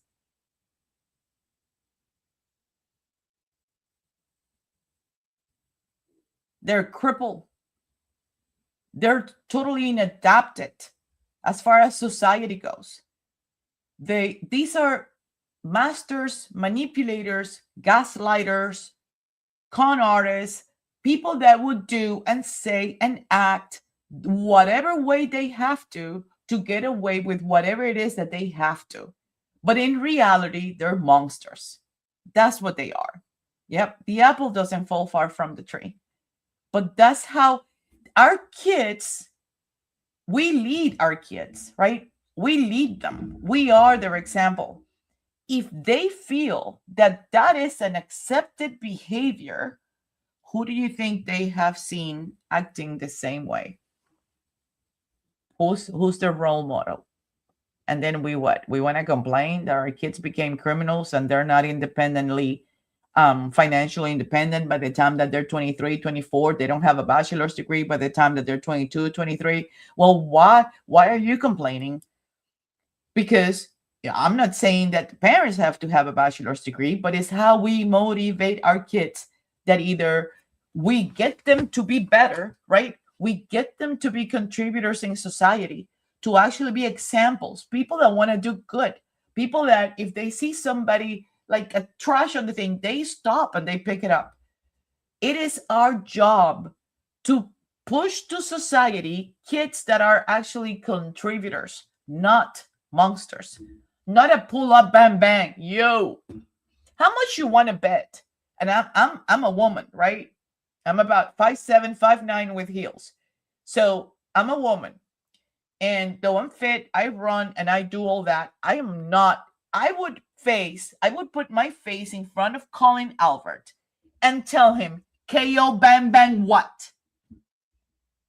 And wait to see what he does. Because the problem is those type of kids, they're only strong and courage and big whatever, right? On the other side of the screen, the minute they have somebody in front of them, you almost have to push them so they don't get hit. What, you're just gonna let him hit you? You're not gonna do something? Because in reality, that's what they are. They're afraid. They're cowards. They don't have what it takes to stand up for themselves, let alone somebody else. They try to be bullies, and what they do is they don't pick somebody their side, right? Their size, right? They don't pick somebody that is comparable. No, they pick on the less, on the ones that are like less, whatever, or younger than they are, or shorter than they are, or afraid of them for some reason. But they don't pick on anybody that is taller than them or whatever than they're. If my 6'4" husband stands up in front of this kid, or even his dad, or even his uncle, it doesn't matter. They would just sit down. Sit the F down. And I tend to believe that I have more guts and more cojones than than the males around me because I grew up surrounded by males. So I'm not afraid of anybody. I don't care how tall I am. I'm not caring that I'm a girl. I don't care. I mean, being afraid is not in my DNA. I don't let anybody put me down. I don't let anybody put me in a corner. I don't let anybody talk down to me. I don't let anybody talk down to anybody that is near me. I won't stand up for it. The other day in the supermarket, I can't remember what it was, but there were two kids playing. One was a little taller than the other. They looked like they were the same age. The parents were, one was at the in one section of the store and the other one was on the other side, and they were not noticing what was going on. I was hanging out with my youngest, which is the tallest, and he was picking up some stuff in one of the aisles, and I was picking up something else, but we were like one aisle apart. And he said, he came around and he goes, "Are you listening to this?" And I'm going, "Yeah, I'm listening. Just ignore it." And he goes, "For how long?" Because what is it that happens with our kids when they watch us? They grow up to be exactly like us. They don't put up with crap. So he noticed that two kids were like at each other, but one was taller. They were the same age. One was just happened to be taller than the other one. And my kid stood up in front of the tallest one and he goes, "So what about now?" And you know what the kid did? He hid behind the shorter kid. And then I'm going, "Come on, just let it be. Let it be. It's not worth it." I mean, their parents are right there. They're the ones that are supposed to do something. Why should I be interfering in somebody else's kids? It's like, get a hold of your kids. Tell them how to act respectful in a public environment, right? They were making other people that were there. There were seniors that were there and people with the little carts, you know, the ones that you push on the thing, that they were already getting nervous because these kids were like out of control in the middle of this section. And, you know, when mine stood up in front of the tallest and says, "What about now?"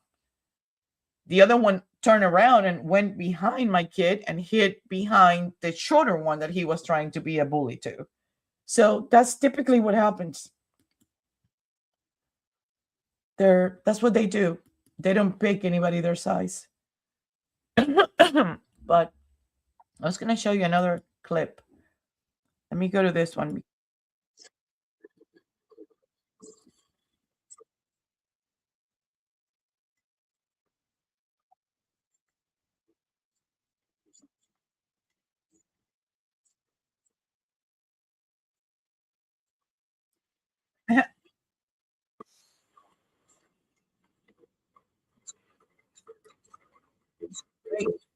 Okay, here we go. Here we go. Do you know how old your husband, Brian Albert Jr., was turning on that night? I do not know. Oh my God. When do you recall how you got from Mike's house to your uncle's house? I believe Allie McCabe. And do you know the address as far as your uncle's house? 34 Fairview Road. Is that somewhere, your family's house, is that somewhere that you had been before? Yes. And so your memory is that Yeah, stupid question, Larry. From Mike's house to the house on Fairview? From what I remember, yes. Now, Allie McCabe, as far as who is that to you? Or what, if Yeah. any kind of relationship you have with Allie? Yep. It is my cousin's cousin. So not technically my cousin, but we're close and like we do family events and stuff like that together. And you and Mr. McCabe, are you in the same grade? Yes. And how long have you known each My whole entire life. other? So not blood related, but someone that you see at family events. Yes. And someone that was in the same grade and went to the same school as you? Correct. And that school, which school did you go to at that time? Canton High School. And do you recall about what time it was that you arrived at the house on Fairview? Between 10:30 and 11 at night. And did you have at that time any kind of curfew or time that you had to be home from your parents? Usually around like right around before midnight. And so was it like a hard fast, like 12 o'clock, if you're not here, you're grounded, or was it sort of around that time? Just around midnight. And so after, when you arrive there, you go into the house, is that right? Yes. And the house at 34 Fairview has a couple of different ways to get in the house in the front, is that correct? Correct. And do you recall which way that you went in that evening? The side door near the garage. And when you come into the house, where did you go within the house? What room did you go in? The living room, And then from the living room, where else did you go within the house? like the kitchen area. And within the kitchen area of the house, who, if anyone else, was present in the kitchen? From what I remember, my cousin Brian, Emily Fabiano, Sarah Levinson, and Catherine Duty, from what I remember that night. Is it possible there were other people there that you just don't recall? Yes. And where were they situated, sort of in the kitchen dining room area? Like sitting around the kitchen table, I would say. Now, after you arrived there, when you arrived there, what is it that they were doing when you walked in? Just listening to music and having a couple of drinks. And you come in, you greet people, is that correct? Yes.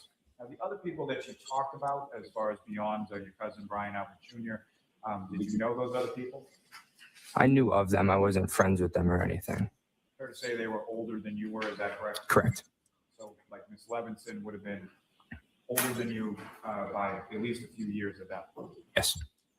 And the same with reference to, I believe you said Miss Fabiano and Miss Duty, is that correct? Correct. Now, when you arrive at the house, did you have any other drinks once you got there? Yes. And do you recall what, if anything, you drank once you got there? Bud Light. The same as you were having before? Correct. You know how many that you had while you were at 34 Fairview? I do not remember. And over the course of the evening, whether it was at Mike's house or in between, or when you got to 34 Fairview, did you feel yourself as far as like overly intoxicated or drunk or anything like that? No. And as far as the other people that you observed at the house that night, does anybody stick out to you as being overly intoxicated or He was driving, Lally. Stop it. Now, with reference to when you came into the house, you mentioned there was music playing. How would you describe sort of the general mood within the house? It was happy. It was, yeah. Oh my God. As far as that area where you first observed the people around the table in the kitchen dining room area when you came in, did you ever see anybody else go anywhere else in the house? Not that I remember. Did you yourself go anywhere else? No. At any point in time in the evening while you were there, did you go upstairs or downstairs in the basement or out in the backyard or anywhere else besides the kitchen dining room area? No. Beyond maybe the restroom at some point? Yeah. Other than that, no.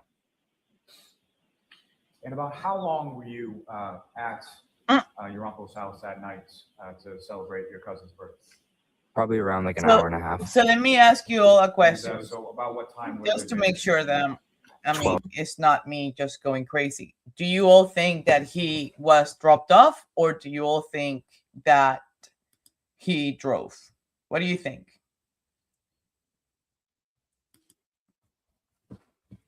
Do we do a 1 for he drove or a 2 that somebody else took him? Is he saying the truth or is he lying? That's easier. True, 1, or lying, 2. Everyone throwing.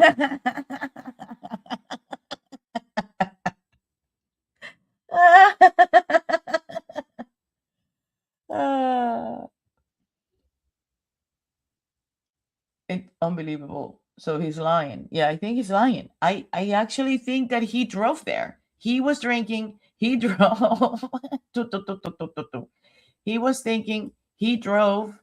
He knows that he was drinking and driving. And sometimes, oh my God, there's Karen. Sometimes I think that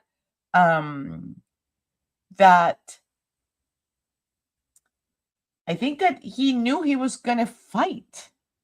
Like, did you guys see the picture of was it yesterday or the day before that I showed it? That, shortly after the fight and John's death, he got a tattoo, right?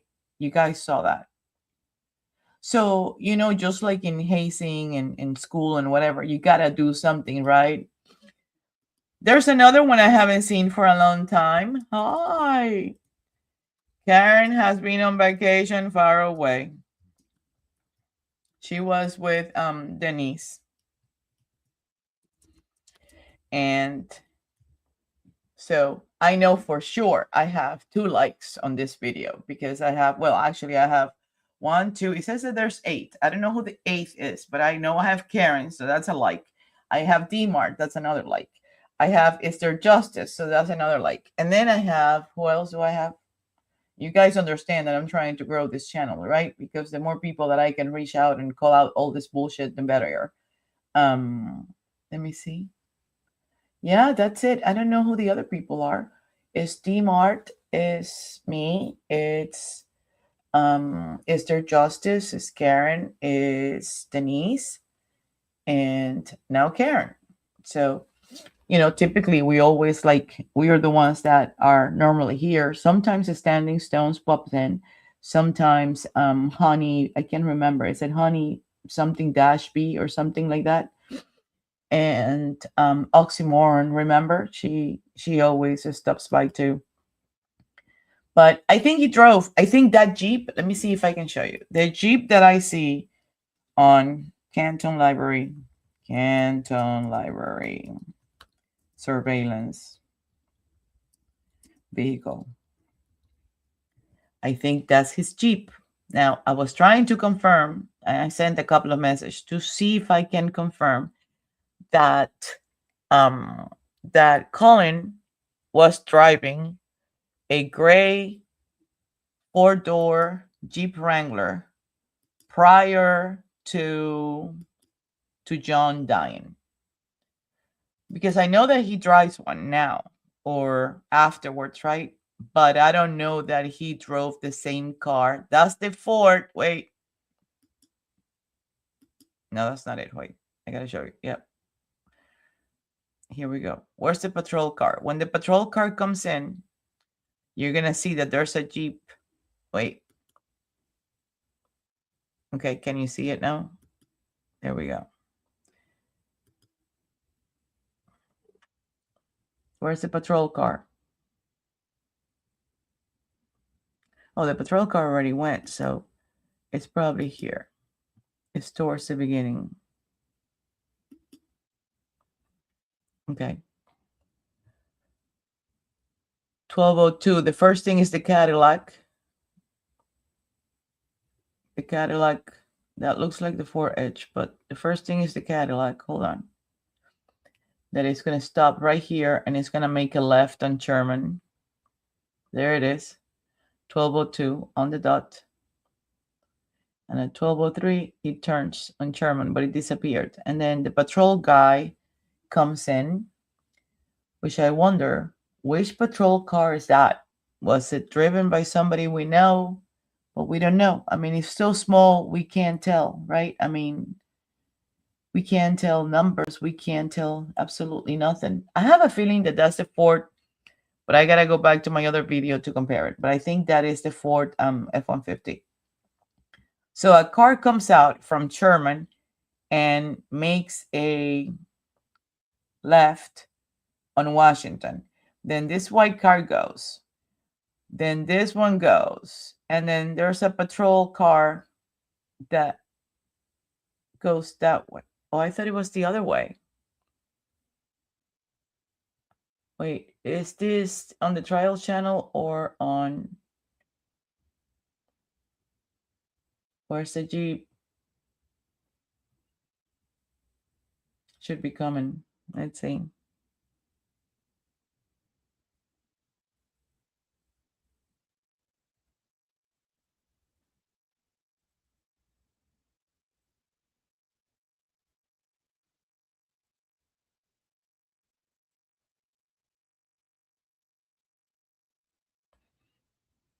And I'm sorry, guys, but you know how I am?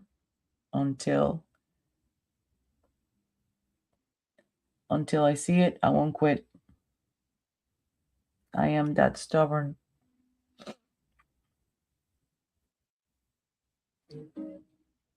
Let me see. That's the Acura. That's the 2-door Acura. And that is the car that left the waterfall parking lot also right around the time that Brian Albert and Brian Higgins exited the waterfall. That same Acura.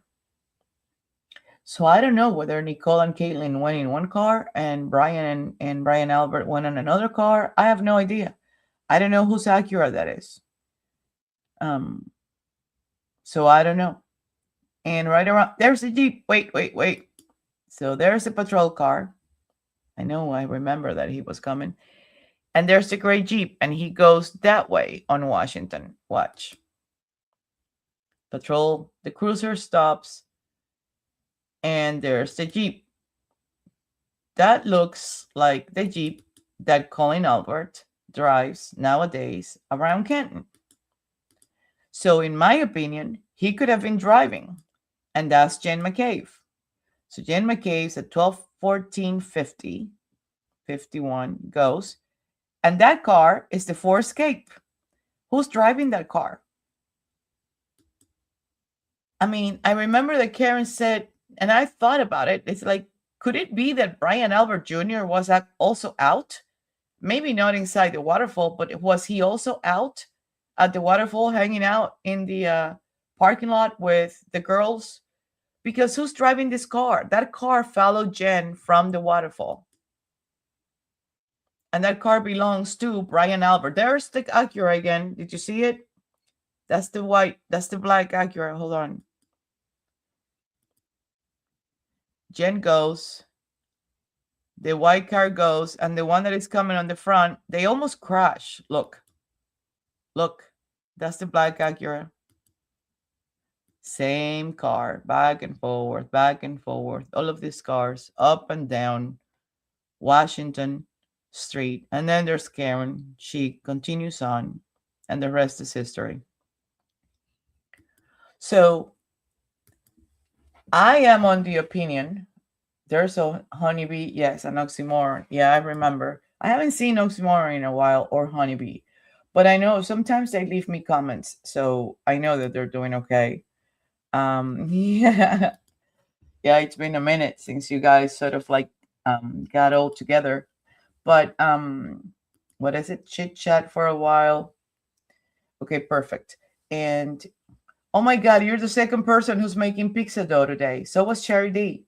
Cherry D was making pizza dough earlier, or was it yesterday? And she couldn't, I don't know, something like that. But where is Cherry D now that I think about it? But anyhow, I think that Colin Albert, he had to be, there's no way. You know, it's almost like they have to prove to me that he wasn't.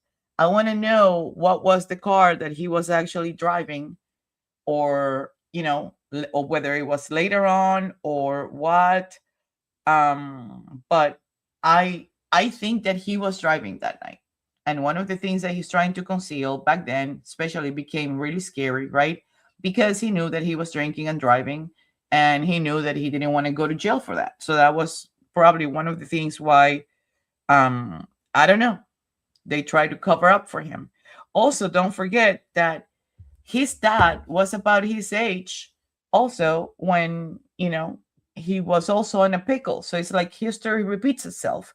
But it's like, what do you expect? You idiot. This is the way that you're raising your own kids. The older one doesn't fall far from the tree either. So it's not like, you know, the other one is a lot better than this one. But when I continue to watch this video and it gets to the 12:29 mark, in the beginning, I didn't recognize that it was actually Karen. It took me a minute. I had to go back and look at it. And I had to look at it from the point of view of the taillight. And that car that just went by, hold on, because I wanted to see.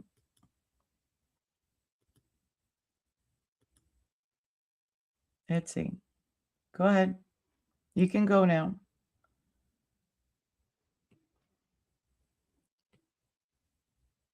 Yeah, that also looks like but it's an older Ford.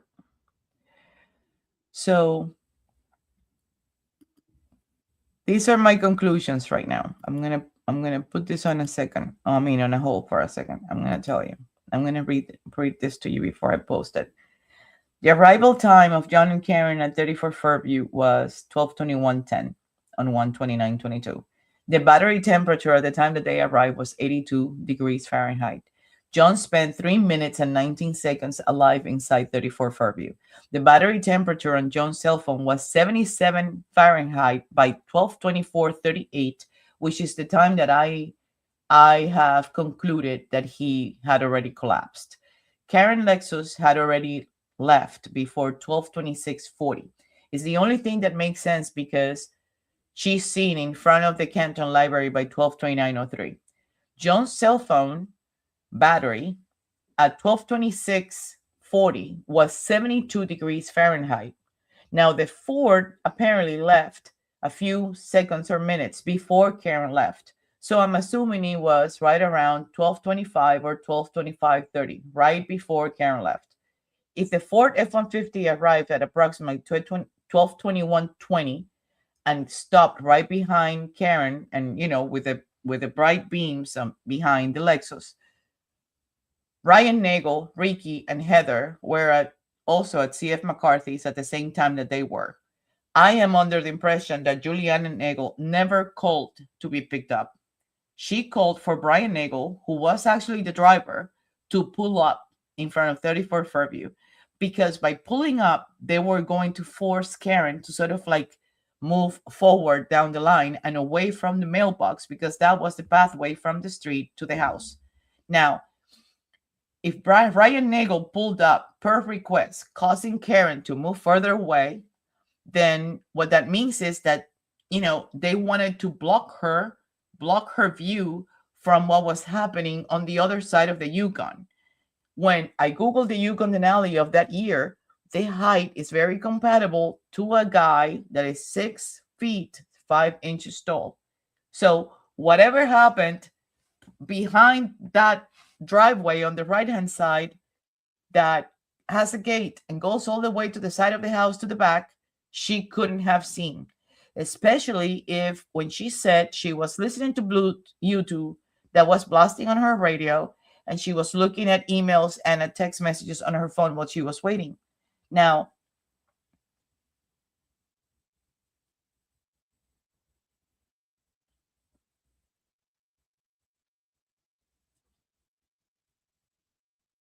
hold on.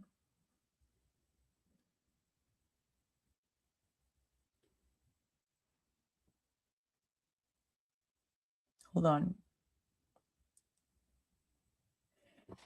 So when I looked at the health data, I haven't talked about that now that I think about it. I think I did. Of Jen, it's not moving at 12:25. And I don't know if you guys remember, but at one point they were saying, wait, but that doesn't make any sense, because we all thought that they were pushing 12:45 as the time of death, right? So because we thought that it was 12:45 that they were pushing, and we didn't know any better back then, it didn't make any sense to us that what do you call it?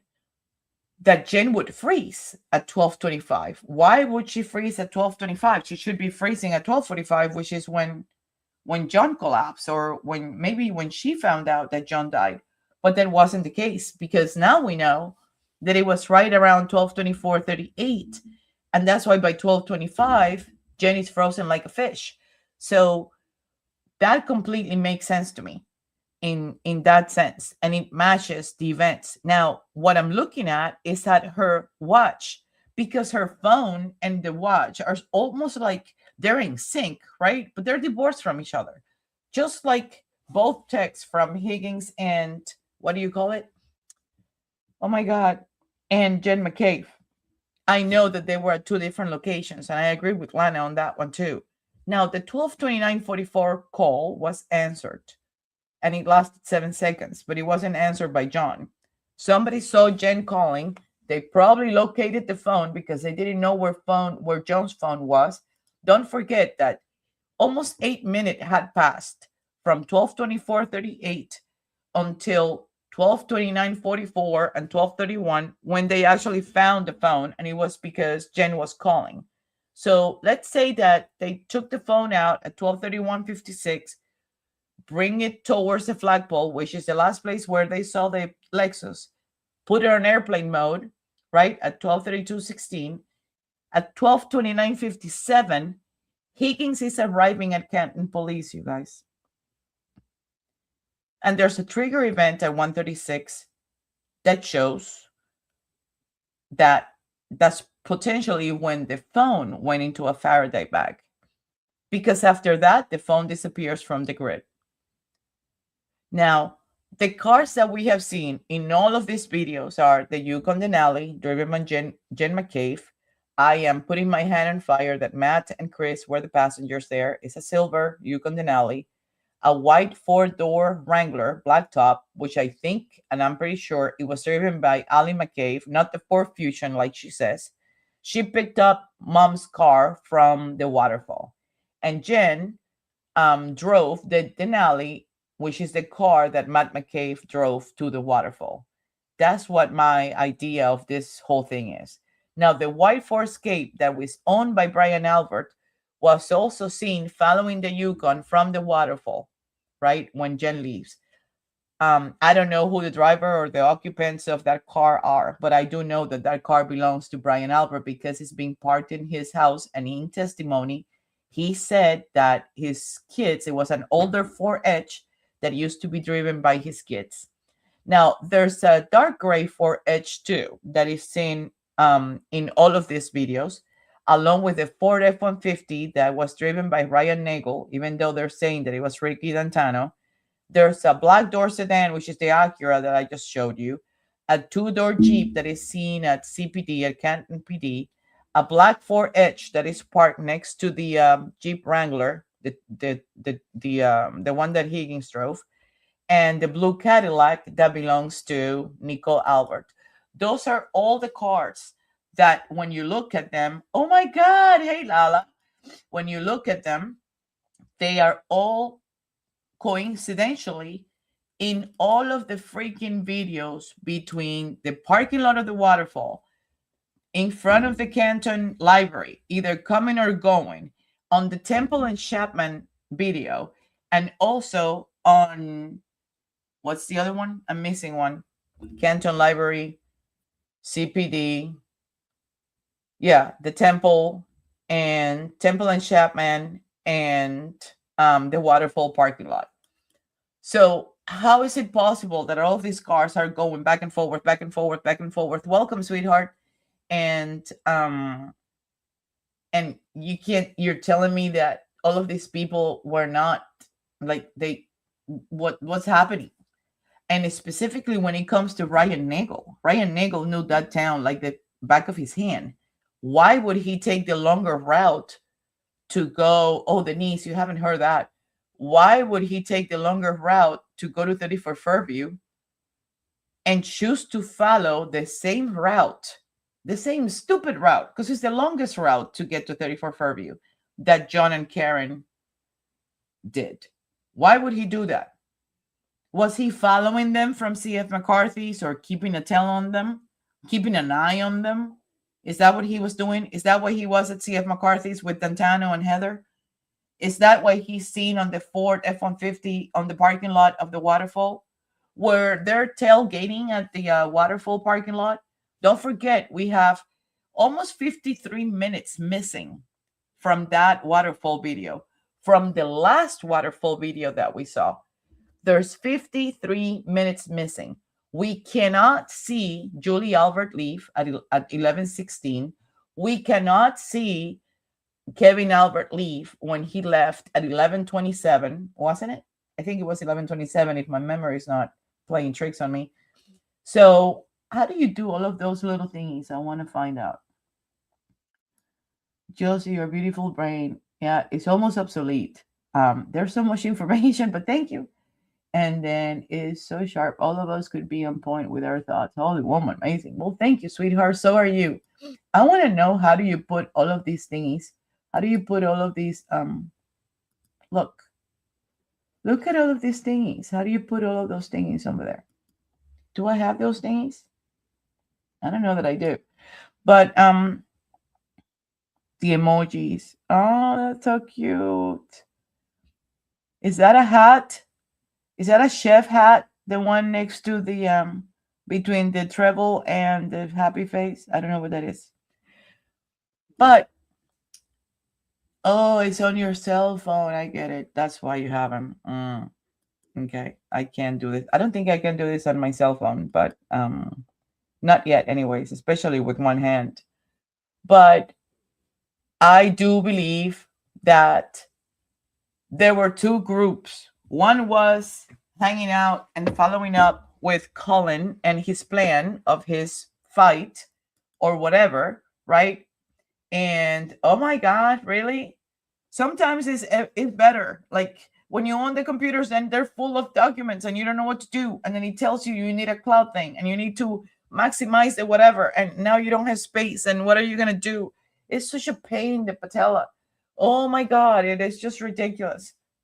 But the kids that were hanging out, Colin, Juliana Nagel, which is a kiss ass, she wants to be an Albert. The Nagel brothers, Ryan and the other one, Brian Albert Jr., which also he pretends that he's a little, doofus, but he's not. So it has to do it's got to be split between the kids and between the adults. Do I think that Chris Albert has something to do with it? Absolutely. Why would Chris Albert invite John O'Keefe to come over to, what do you call it? To the waterfall if for no reason? And then John asks, is Kevin Albert going to be there? For a reason, right? And then you have Higgins in the picture, which this is not about a love triangle. I don't know how many times I'm going to do this. This is not about a love triangle. I don't think Higgins had anything to do with it. As a matter of fact, I think Higgins felt that John stood him up because he had been waiting for him forever and he wouldn't show up. So the last two people that were at the bar when John left were who? Matt McCabe and Chris Albert, right?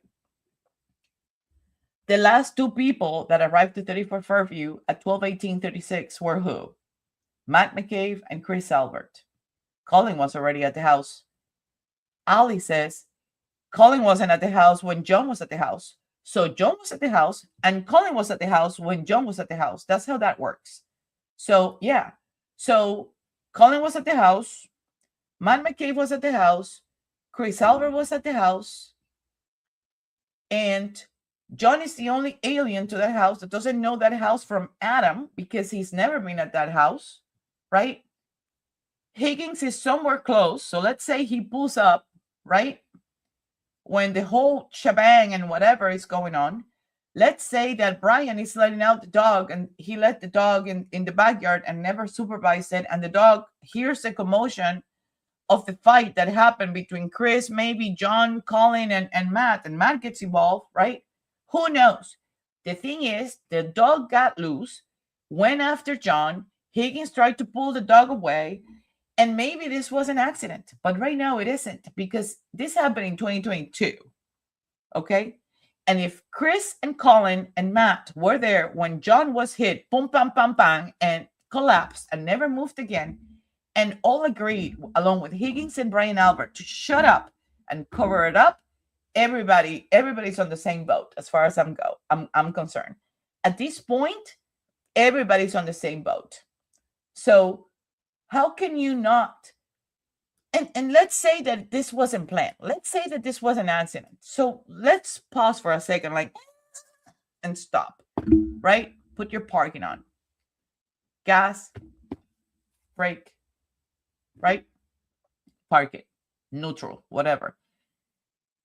If this was just a fight and it wasn't supposed to be anything else in a fight, and it was an accident, the fact that he fell backwards or whatever, collapsed and died, and we panicked and we freaked out and we didn't know what to do. Let's say that none of that would have happened and it was just a fight. What do you think was going to happen the next day?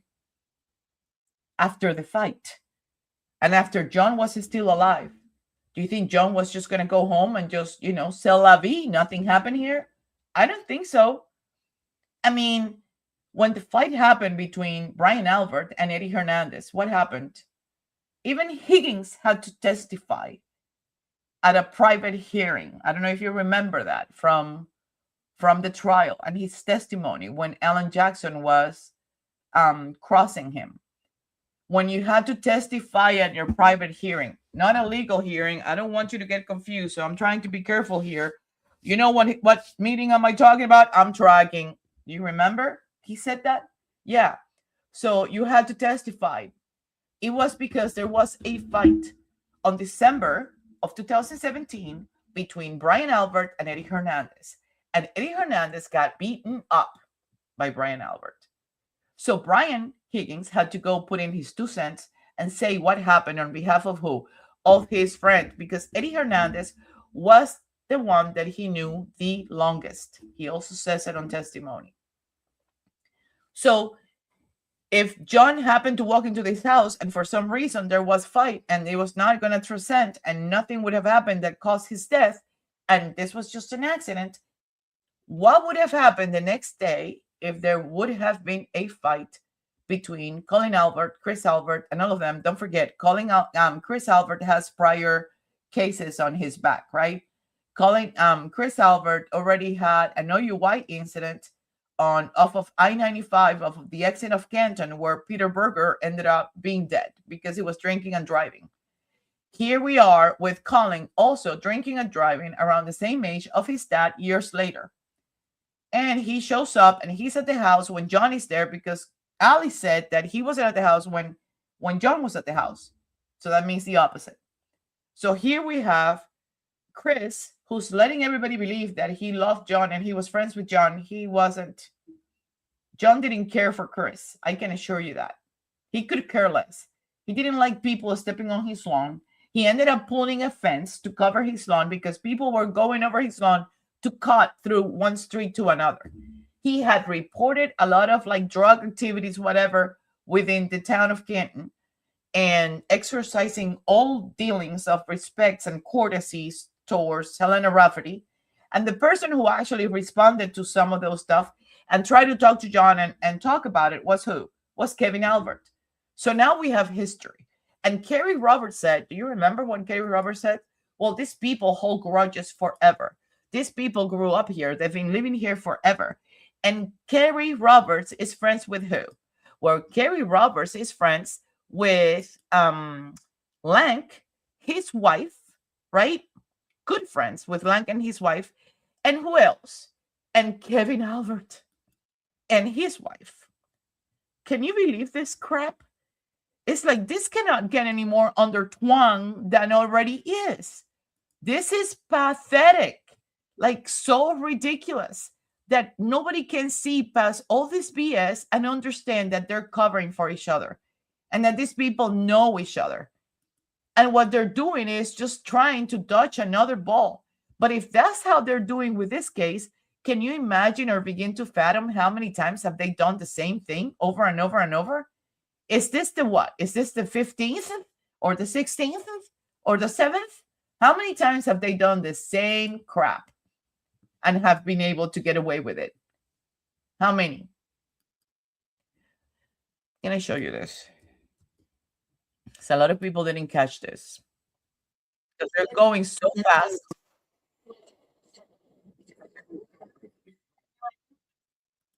Okay, we're gonna go. No. Let's go. Let's see. Okay, we're gonna share this interview. It's also important to say that this interview side, it's also important. This is a therapy session, so brace yourselves. To say that the transcripts are not verbatim. When they talk over each other, that portion of what is said over is not captured, right? It's not detailed on the transcripts. And for me, that's not how you do it. If you're going to do transcripts, even if there's overlapping between you. And he had moved to the other side of town. Yep. So the house that Kristen and Steve lived in, they both passed in. John sort of said, let's get a house for the three of us and we'll put in the kids' names and my name. And, you know, that's all. So they moved to the other side of town, but Patrick still stayed at the elementary school with my son. So on Wednesdays, I would take Patrick home with me. This is when the kids went back to school. Yep. He started dating her during COVID.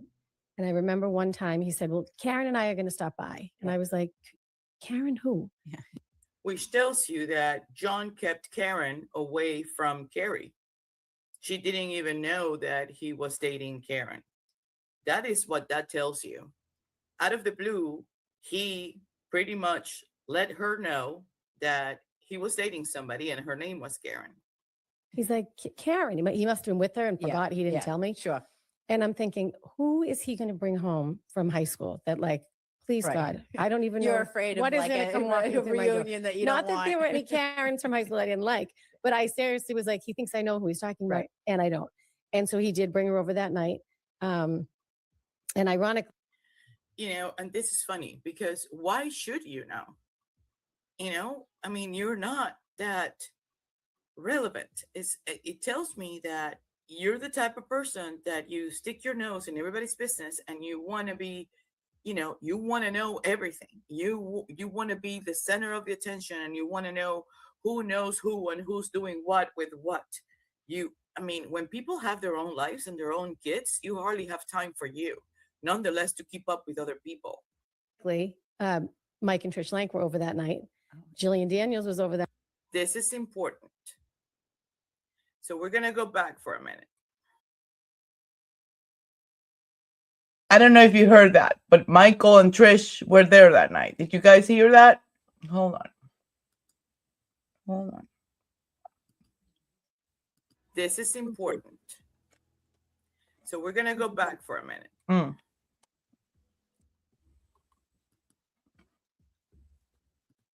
Not that there were any Karens from high school I didn't like, but I seriously was like, he thinks I know who he's talking about, Right. and I don't. And so he did bring her over that night. And ironically, Mike and Trish Lank were over that. Mike and Trish Lank. So that is Michael Lank from CPD and his wife, Trish. They were already friends with Carrie Roberts. Isn't this funny? So Jillian Daniels was also friends. Jillian Daniels was also friends with Carrie Roberts. And they were already over when John came by with Karen. That night. Jillian Daniels was over that night. Jill Thomas, like all of my friends, all the people. Mike and Trish Lank had just come over because they were dropping Skylar off, but they were dropping their daughter off, hanging on the back deck for a little bit. So they all know each other at the same time. She knows them. Can you believe this thing? She knows them. So, what happens when you know people? That you try to be loyal to those people, right? You have to try to get their backs. She may have not known the McAlberts, but she knows Kevin Albert. And she knew Michael Lank. Now, when we do a little bit of digging, because this is what I think some people are missing, a lot of people don't know the history between Lank, Jen, and Chris Albert. They are like glued, like, what do you call that? Nail and whatever. They're like tight. They have each other's back. That's what Chris did when the Lopilato situation happened back in 2002. That fight also was supposed to, or went down at the Waterfall Bar and Grill in 2002. We're talking 22 years prior. Same thing, gaining up on guys. It was Chris. And guess who activated himself? Even if he was he was actually drunk and activating himself. Michael Lank. And he went and backed up who? Chris Albert. Oh, we're all here. Now we're complete. The gang is complete. Charity's here. Lala is here. Denise is here. Karen D. And also D-Mart and Justices. And Is There Justice? We're all here. Oh my God. All at the same time. That is so cool. So that's what Chris and Lank do. Tight as a balloon knot. Oh my God, I can't believe I said that. But I'm hiding it. But, that is what happened. And it's just amazing to me. It's amazing to me that we don't understand that this is what these people do. They back up each other. They put themselves, they activate themselves. like quicker than they can sneeze. They quickly activate themselves. Because what is it that they're trying to do? Back up each other. Shut up. You know what happened with the Peter Burger? It took 24 hours. Chris ran, left the occupant, the passenger on that side. What do you call it? Left the occupant on that side alone. And guess what they did? They didn't show up until the police department until the next day. Yep. Do you know what happened when the thing happened with Tim Albert? The same thing. Cherry D, check your email. The same thing. It took 24 hours for them to come clean and go to the police department. You know what happened with the Lopilatos? The same thing. Talk about creatures of habit. But if you don't dig into everything that these kids have gone through since 1976 when they actually moved to Canton, and where do they come from? And who was the family which followed? Because first it was Bernard Jr., right? But then after Bernard Jr., it was who? It was Harold T. Weeks. And what happened in 1995? Well, Jen's mom suffered from an illness, sort of like a cancer situation, and she ended up passing. Guess who got stuck with Jen McCabe? Almost graduating high school. The 3 older sisters. Do you know how hard would have probably been for those 3 sisters to have to, look over Jen while the mom was sick, while the mom was in her last days, and even after? It had to be very hard to be a sister and having to assume almost the role of being a mom because your mom can't, and having to deal with this kid that continuously gets in trouble and is mischievous as can be. And what else did she do? Did you look at how the sisters were looking at Jen during the testimony? Just like that. What else did she do now? So I thought Gallagher, was it Lank? Follow the oil truck. It was Lank. Yep, to 34 Fairview, because that's where he hid. And, and they had to go get him there. And that was one of the reasons why Lank and Brian Albert never got along. But I also heard that Brian Albert was hitting on Michael Lank's wife. And there was some sort of beef. And and that didn't happen. But Carrie's going to tell you those people hold grudges for the rest of their lives and forever. And it's like they can't get over it. And what did everybody think of her at the time? I liked her. I thought she was great. I was like, okay. But John dated, and then they would go away. So you never really wanted to get close to any of them because then they break up and you're like, I don't want to just a friend. Be friends with this one. And then close to anybody. So I liked her. I thought she was great. I thought she was nice. She'd like to have a good time. I didn't hang out with them outside of like the baseball field much, but her and I would do like, I'm going to drop the kids off to go shoot some balls up at the golf course. Okay, I'll pick them up and take them to get something to do. Her and I coordinated a lot, like you would with any other, mother or father with kids. Right. And at that point, she was living with John, so she was helping out. She never lived with John. She never lived with John. No, she stayed there a couple nights a week, but she had her own house in Mansfield that she would stay at. Yeah. So Why would she say that? Because that's not the impression that I get. I mean, true, she had her own house, but when you are staying at somebody's house, you're also like living with them. You're spending weekends with them. That's part of living with people, is staying the night, cooking, picking them up, taking them to school, encourage them with their homework, right?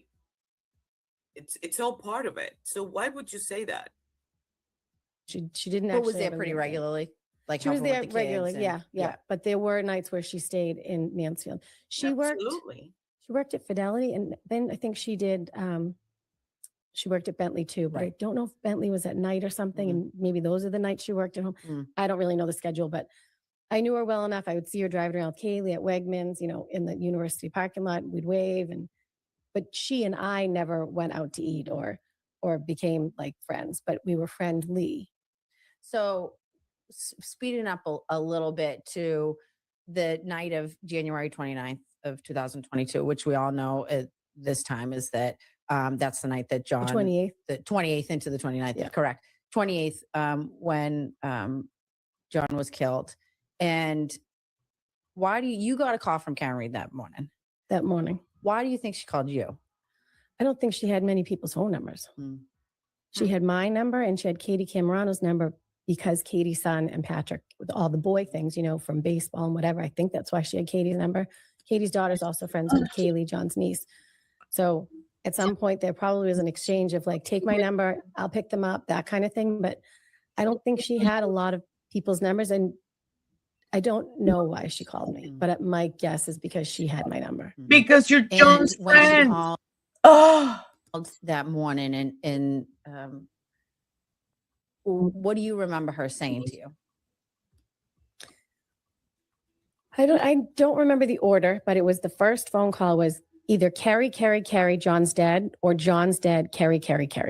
I know those were the words in the first phone call, and then she hung up. I don't remember the order. It's been 4 years, and I can't tell you how many freaking times I've had to. Well, testify to. and I will tell you that, you know, it's something that You remember? as an attorney, right? People think that, oh, everything that you recite or your memory has to be exact, Right. And that's not how memory works. We know that that's not what the science says Right. about how our brains. But she called you for help because she couldn't find John, right? And how were you surprised? What were you feeling when you got that call at 5 o'clock in the morning? Okay, so before we get into this part, we need to remember that the first call that we have records of is 4:53 in the morning, right? And at that time, she used Kaylee to call Jen. So there's a call to Karen, also called Carrie at 5 o'clock in the morning.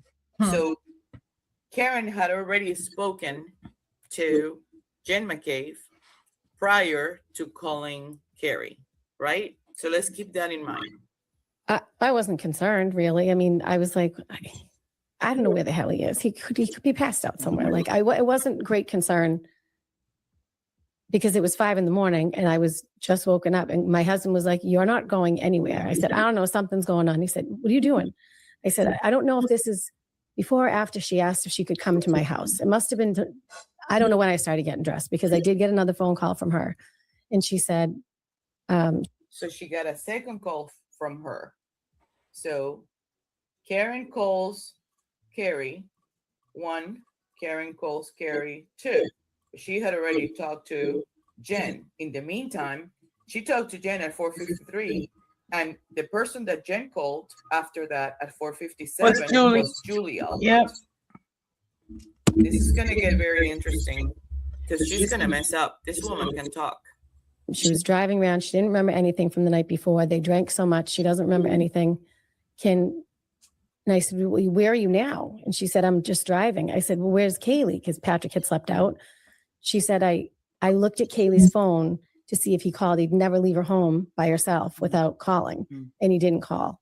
And I was like, "Okay, well, where is she now?" And she was like, "At the house." I'm like, "You can't just leave her there." So I said, "If I come to your house, can you drive my car?" And I was like, "Yes."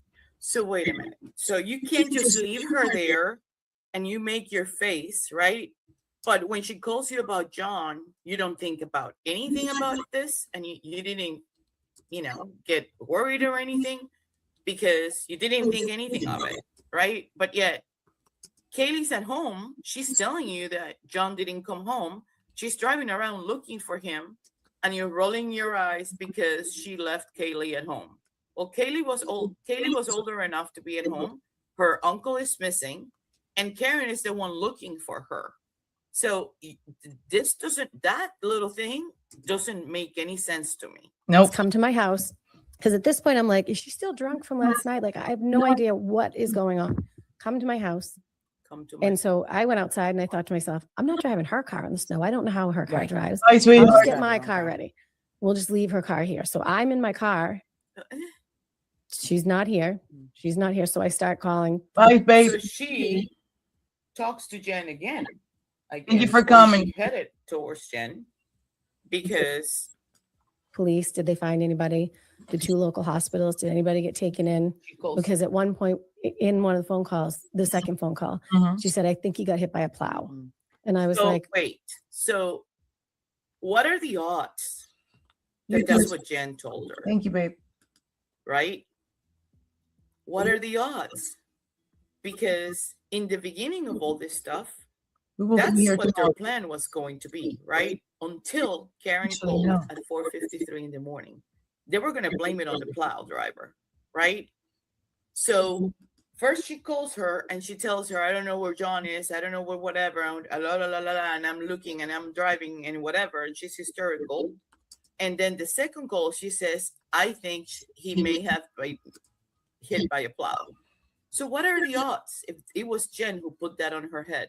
Have you thought about that, Of Carrie? course it was Jen. Following the order of events and who course it called who at one time and who talked to who first?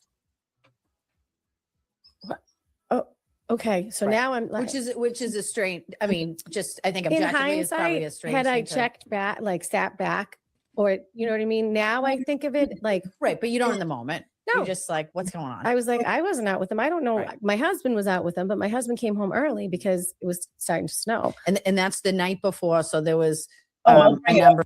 I'll tell you that, you know, it's something that as an attorney, right? Right. Right. And that, right.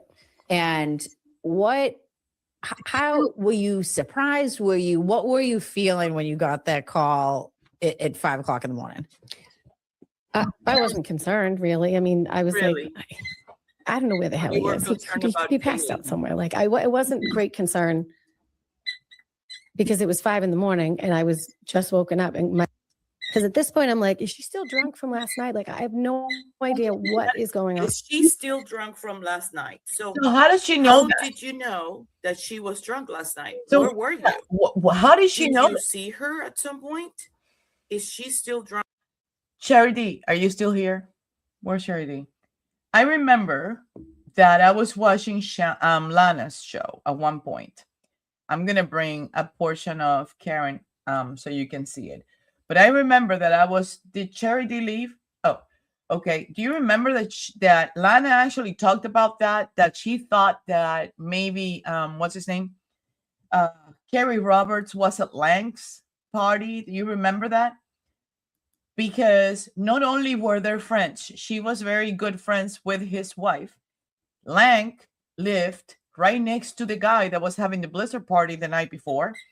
And I remember Lana saying, I think that she probably saw a familiar face. Maybe she saw who is most likely to have been at that party. And here we are watching Carrie saying, oh, I was bowling in Brockton.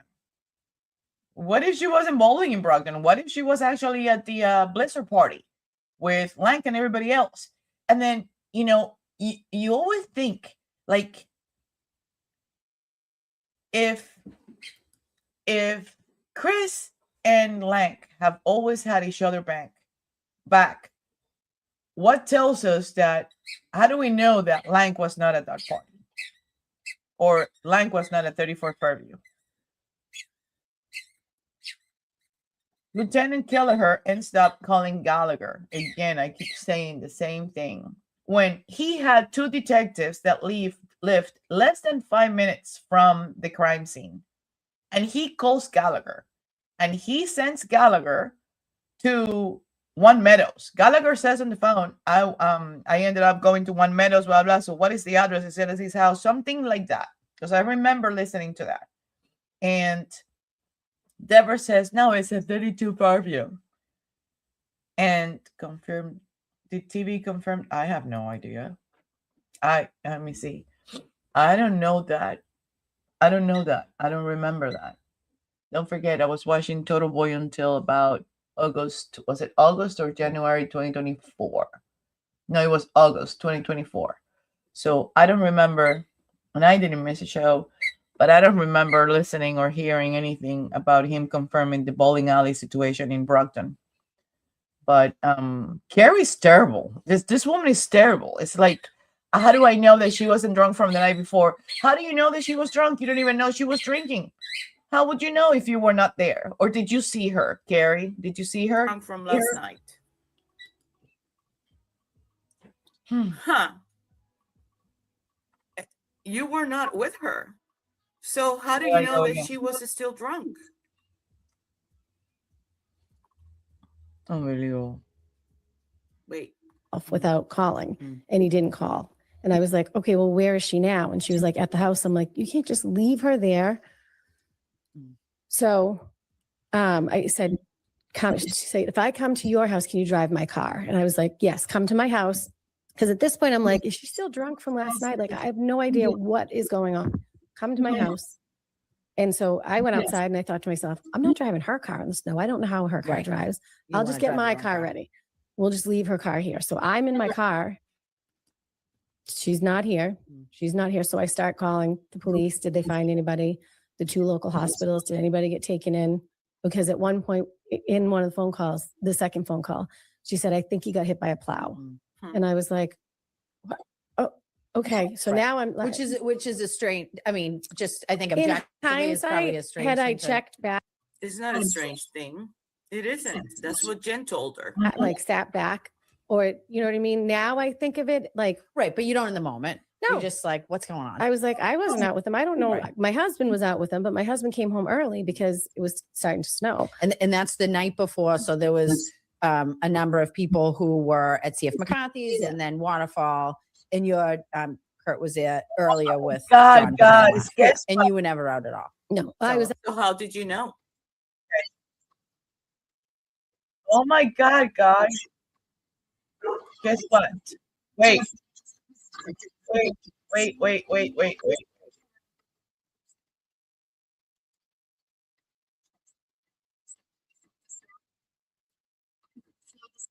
For second degree life in prison. So as we approach trial, I'm moving to. I have to thank my husband. I have YouTube Premium. So guess what we're gonna watch? A Body on the Snow. At least a piece of it, right? So D-Mart wanted to see it. So let's play it. Let's play it. Thank you, husband. We appreciate you. Hold on. Let me turn this off. What, babe? Hold on. I'm watching Body on the Snow. What do you need now? You ate. Hotel in Boston. It's weird, like you're used to working all day and having a life and a career and a routine, and then you don't have it, and now you're fighting for your life. I still can't believe what's happening to me. We make this prayer to Christ our Lord. Amen. Very nice. Very nice. I've lived most of my life in Massachusetts. Am I gonna get I striked? have an older Wait. brother and a How younger am I gonna get sister, striked? so I'm in the middle. Wait. Where's Sherry D? She's my conscience. You make sure you stop it routinely and give a commentary. Oh, crap. Really? Even if I have the thing and I have the right to play it, I would get a strike if I don't. Really?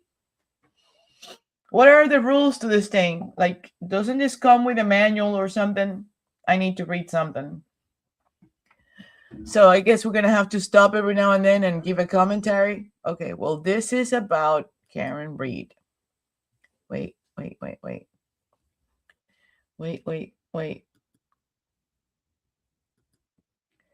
Why would it get strike? I mean, I'm using my thing. Like, I'm entitled to it. Are you sure? I'm going to ask ChatGPT. Definitely the most outgoing. I've always been very reactionary and I guess a little maybe impetuous.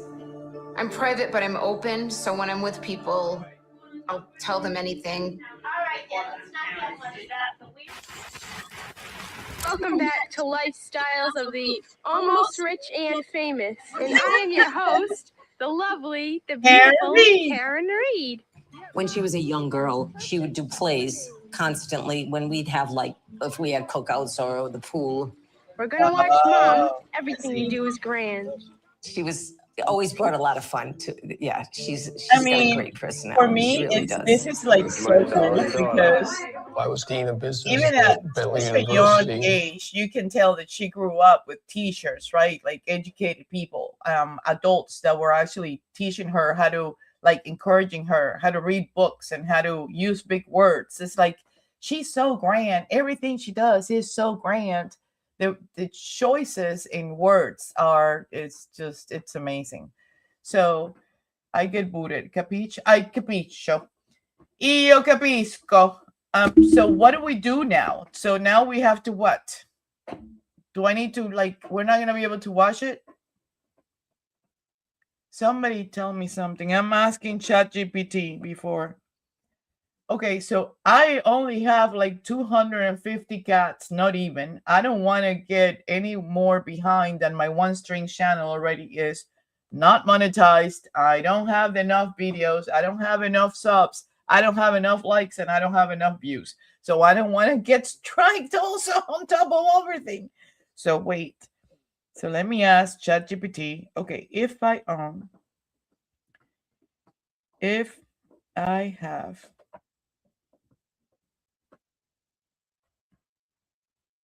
and use my pay subscription to share something.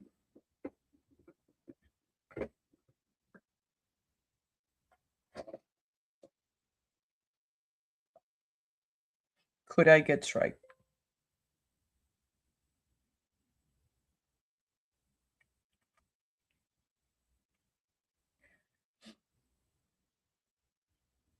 Okay, so let's see. Because this would be the second one in a row. Yes, you can still get a copyright strike for having YouTube Premium does not protect you from copyright rules. Here's the reality. Shit. It's not a license. So I could get strike. If a copy... Yep. So, okay. Like Netflix. Yeah, okay. Okay. I guess I can't do this because if I do that, then I have an issue. But what you are playing has a copyright. Yeah, I saw that. So let me see.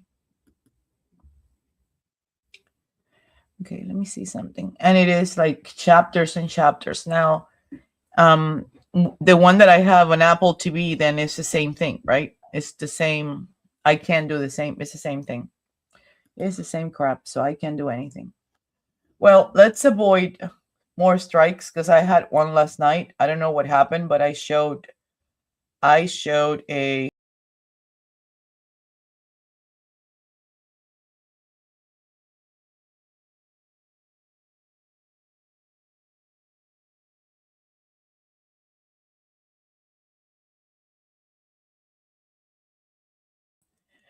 I was showing something. Hey, Standing Stones. I was showing something yesterday, and I think it was a video that the Read Files, which is Nick Rocco and Alan Jackson and all of them, and I was sharing it, which is the one that People Have the Power. And we just finished the live show yesterday, and just as I finished, and I was, when you finish on a StreamYard, YouTube, it tells you that you have to do this, then it downloads, then, are you ready to share? Are you whatever? Put your whatever, put your this, and that. Like, there's a process, right? So I hadn't even started the process, and I already had it. I had the strike. So it's like, okay. So what do I do now? But yeah. So I don't want to get striked again 2 nights in a row. And I do have a backup channel just in case, and I wanted to let you all know, but just in case, I do have a backup channel. So if for some reason you see me disappear from here, I do have a backup channel because I remember all the headaches that everybody has to have. So I don't have, maybe what I should be doing is like having the same, like having an empty channel, but with all the subscribers, just in case one day I get strike for good or it gets something, at least I have everybody on the other channel. I could be a good idea. I don't know, but I got to think about it. This is hard enough as it is with one channel. And it's not because what you do on YouTube is hard enough. It's just getting used to doing everything by yourself. So when you're, so wait, Terry, she is all yours. Terry who? Terry is all yours. Where's Terry? Terry, she has her new pink harness. So why don't I see Terry? Is this Terry? Oh, wow. What's her name? Is this Terry from JFK, Terry? Why don't I see? Oh, wait. I don't see her. Like, I don't see that she is actually. I see all of you guys, but I don't see her. Why is that? Do we know? Do we know? So Charity told me one day, yeah, when show all comments, and then she said, go on top. I don't remember that. But yeah, this is hard enough as it is. It's just, I love multitasking and doing 3,000-4,000 things at the same time. But yeah, during this situation, it could be a little bit challenging. And then, hey, you freeze frame pan out when you are trying to do everything at all and you're new at it, right? And you're trying to learn at the same time, it could become overwhelming. And before you know it, on a rainy Saturday night, while I was outing and taking a break, we have managed. Terry Doria. Yeah, so can you guys see her? Because I can't see her. I see that you guys are talking to her, but I can't see her. Why can't I see her? I don't even have a mud. I don't have. Unless I did something. Josie, too. I have to say you're beautiful. Oh, you think so? You think so? My mom used to tell me that all the time, and I'm going, you're my mother. When I was growing up, I was like, I never thought that I was. And that's funny, right? Because my sister made it into Miss whatever, and she won so many pageants. So I'm only 5'7". With heels, I can get to like 5'8", 5'9" almost. But my sister is actually 5'9". So imagine how tall she is with heels. So, but I have to say that between her and I, we were both sort of like my mom and dad pride and joy, but aren't we all, right? So when they would tell me that, I don't know, I used to hang out with all my cousins, so it wasn't a thing for me. They were all very into don't wear any skirts. If you're gonna go out with the boys, if you're gonna go play with the boys, and the boys were my cousins, don't wear any skirts because we were always jumping, and I was a tomboy for about 12, 13. Give yourself a break, Joseph. You'll only be doing life for a couple of months. Yeah, but it's like, I'm a quick studies. I should be able to like get a hold of this thing. It's just that I have considered using my legs instead of my hands since I have one in a cast. But I don't think I can do that. But yeah, and then they put us in Barbizon. I don't know if you guys know what that is, but that's a school that teaches you how to sit, how to walk, how to eat, which fork to use with what, because my mom thought that I was going to be a tomboy, and and my life was going to be ruined. But I was always a little rowdy. I was on the rowdy side. Yeah. So yeah. And then life is but let me see. So my sister ended up going to the one in New York. I didn't. I went to a different one because I was the first one. My sister was smaller. Everything was easier for my sister. She was the baby. My sister and I are 10 years apart, and my brother is in the middle. But I don't know. I was the one who always wanted to sit in front. I was the one that wanted to, stand up at the podium at church. I was the one who wanted to go to the blackboard and teach everybody how to do math and how to solve the equations when they were doing the algebra or calculus or whatever in the blackboard at schools. I wanted to stand up. I wanted to be the one helping, teaching, whatever, taking over, taking care of the situation, taking control, that kind of thing.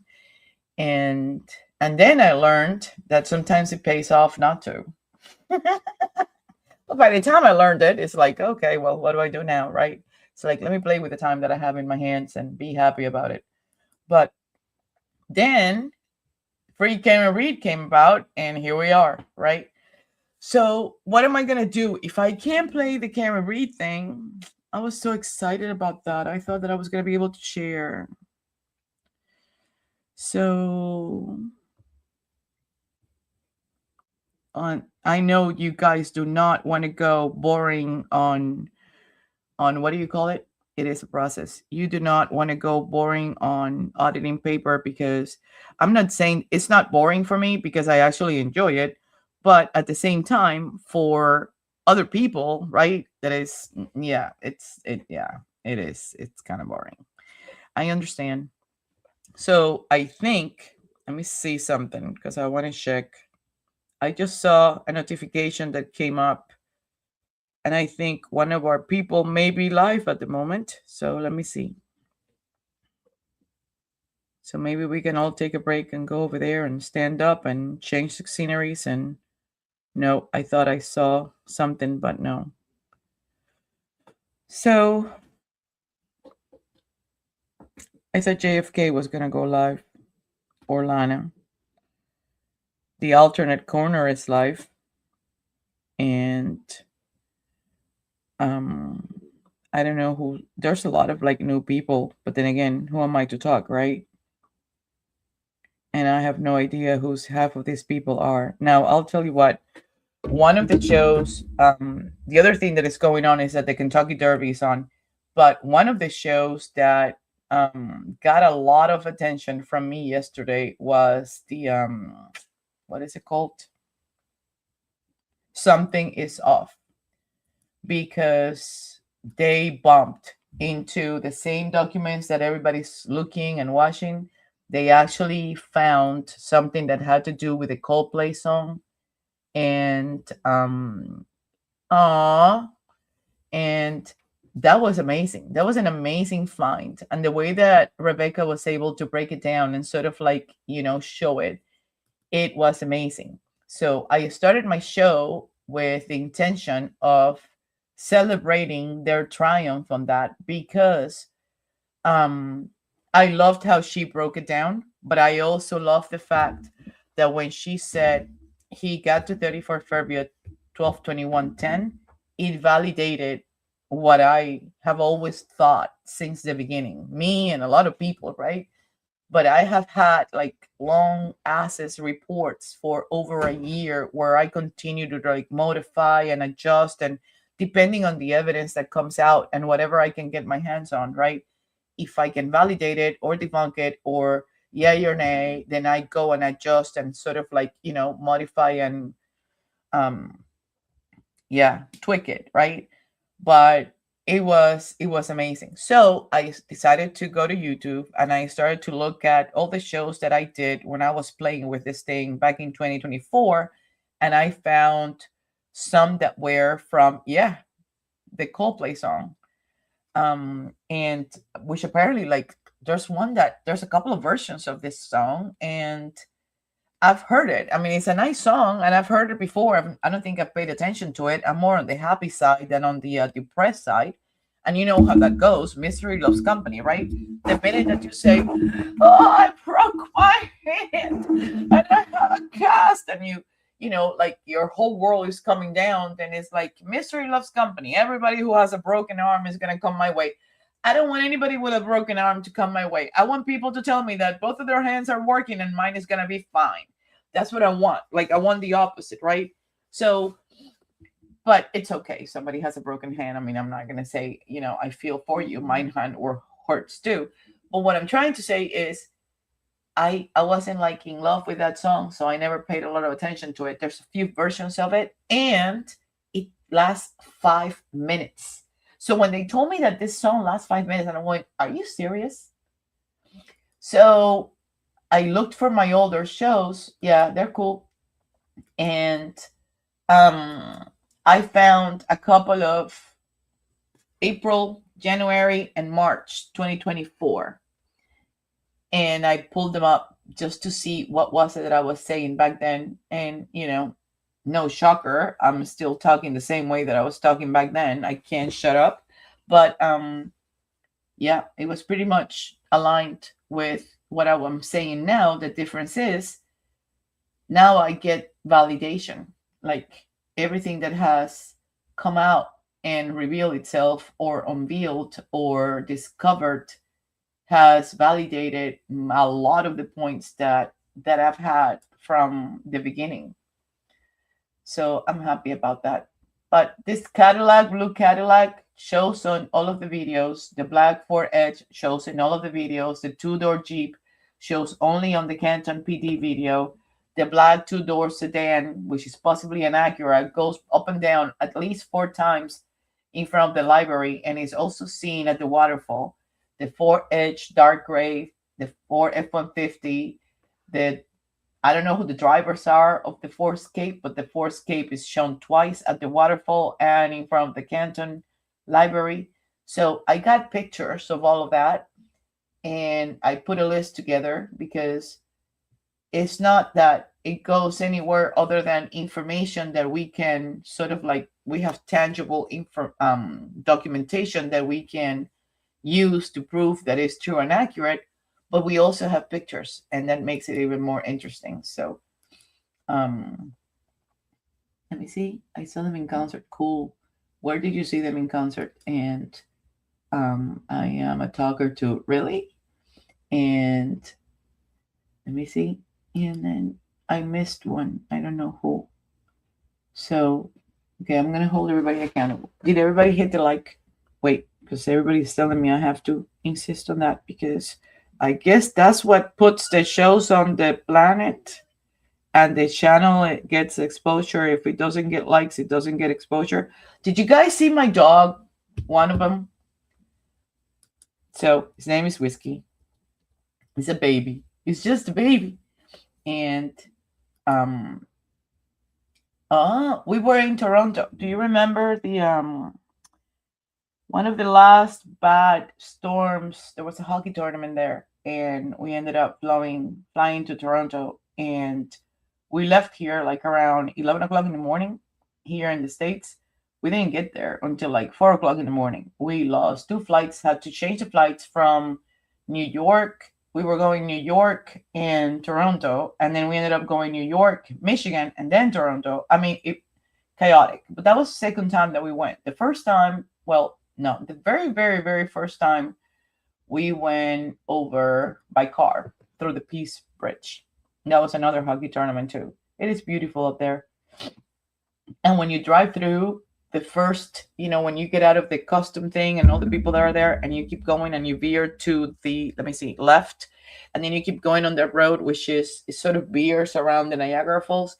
But then you turn to the right, there's a whole street that goes like up a hill, and there's so many stores there. It's so cool. So cool. If you don't mind me asking, do you live in Massachusetts? I do not live in Massachusetts anymore. I was up in New England, but I'm not in Massachusetts anymore. But yeah, I saw Bruno Mars recently. They were in, what happened? Hold on, guys. Wait, I'm going to.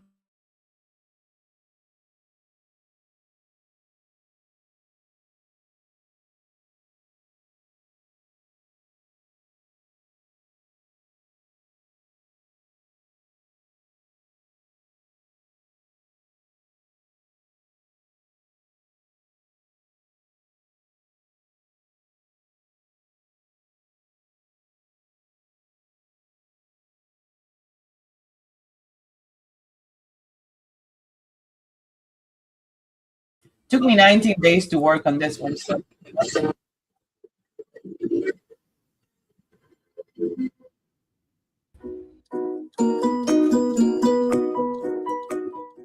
Hey. Welcome, everybody. Come on, Whiskey. I prepared something for you guys. I've been working on this for 18, 19 days, if not more.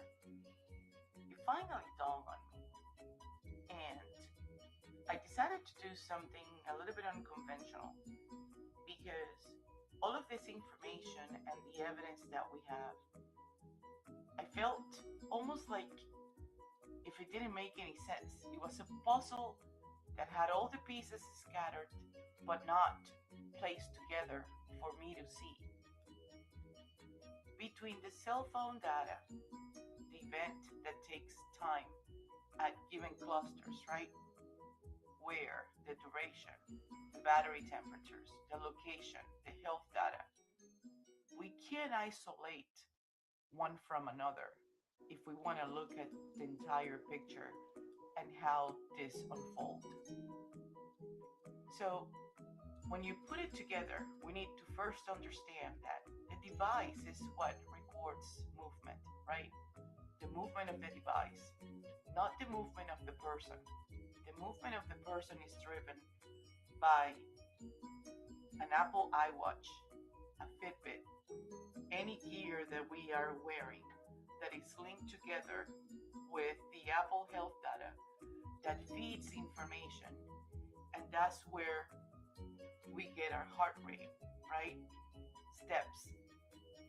All of this, so many details that are so confusing. And when you try to put them together, they become, it's almost impossible to sit through.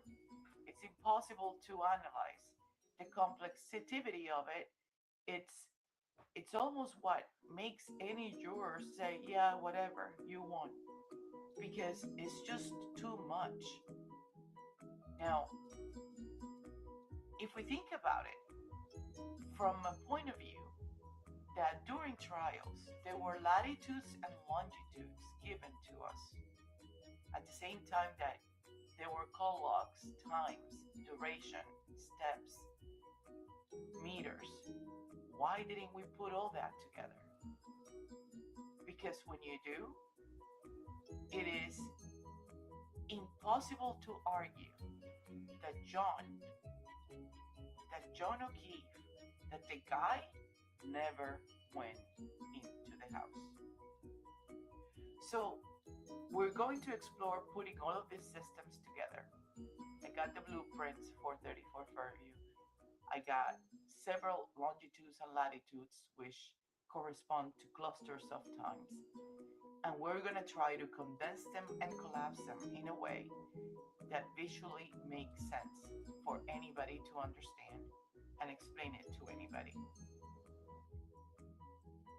The device activity timeline itself gives us an idea of when clusters are the times that are comprised between, let's say, 12:21:10, 12:11:09 to 12:21:05. Those are clusters. What happens within those clusters? Clusters are interrupted by either a new event or something that stops the movement that was followed previously and starts another one. So with the call logs and the health data, it's not enough. We need to put it together with the location that in this case is being fed by John's Waze app. But we now have longitudes and altitudes that we're going to pair at the same time. We're going to be able to see that there was not a single spike because realistically, walking starts at 12:21, continuously walking. The elevation changes only happens between 12:22 to 12:24. And then there's continued walking up to 12:24 when the last movement of 12:24:38 stops. It's going to be a little convoluted, but I'm gonna try to make it as simple as possible. Because at the end of the day, it's not my opinion, it's not my narrative, it's not anybody else's story. The data is going to tell the story because the data is there. And the fact that nobody was able to put it together in a way that everybody could understand, it's mind-blowing to me.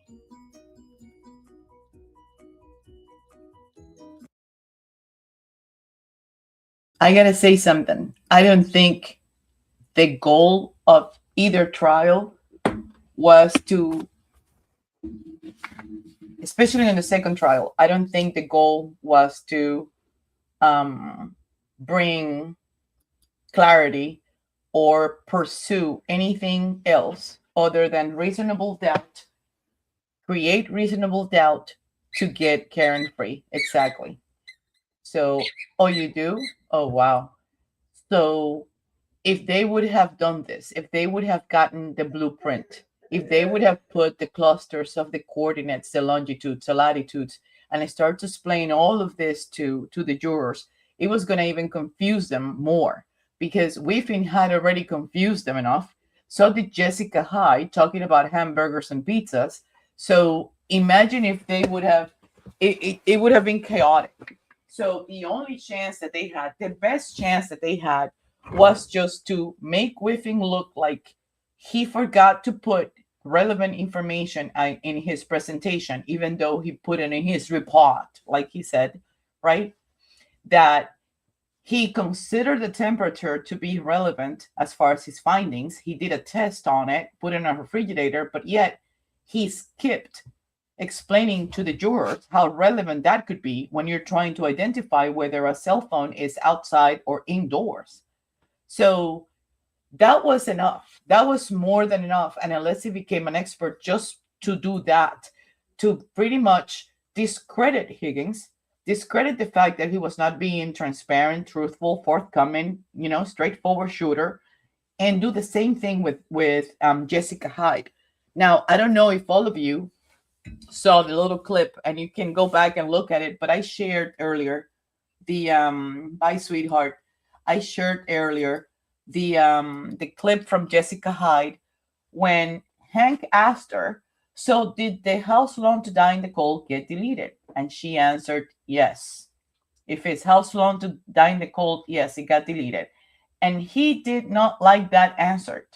So he rebutted pretty quickly and managed to turn things around. And you see Jessica Hyde opening his eyes. Let me see if I can find it. Opening his eyes and rolling her eyes because she understood that she messed up, and then she fixed it. Now, how is that? How does that work? That was a dishonest testimony. And just like they should have charged Carrie Roberts right there and there for her technically, not intentionally lying, they should have come about and do the same thing with Jessica Hyde and do some sort of reprimand to Ian Whiffen because there was relevant information that he attained by researching and analyzing his data, which was his only job. And he did not include it in his presentation. Neither did he alert law enforcement about it. Being a former Calvary, whatever, police officer, law enforcement, somebody who understood the meaning of every single detail that he analyzed on that report and skipping on that pretty big piece of information was concealing the information. That's what it's called. That's malfeasant. That's misinterpretation of the evidence. That's an intentional skipping of the facts that could have had exonerated Karen Read. That whole trial from the beginning, from trial one, since they identified and pointed out that that video at the Sally Port was inverted, if it had been Judge Mary Marlowe Summer, which was the judge at the, what's his name?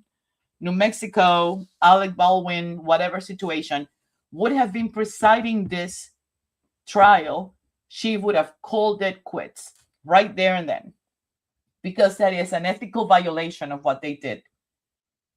Testifying that they consider that that is true, a true and legitimate version depicted truthfully, blah, blah, blah.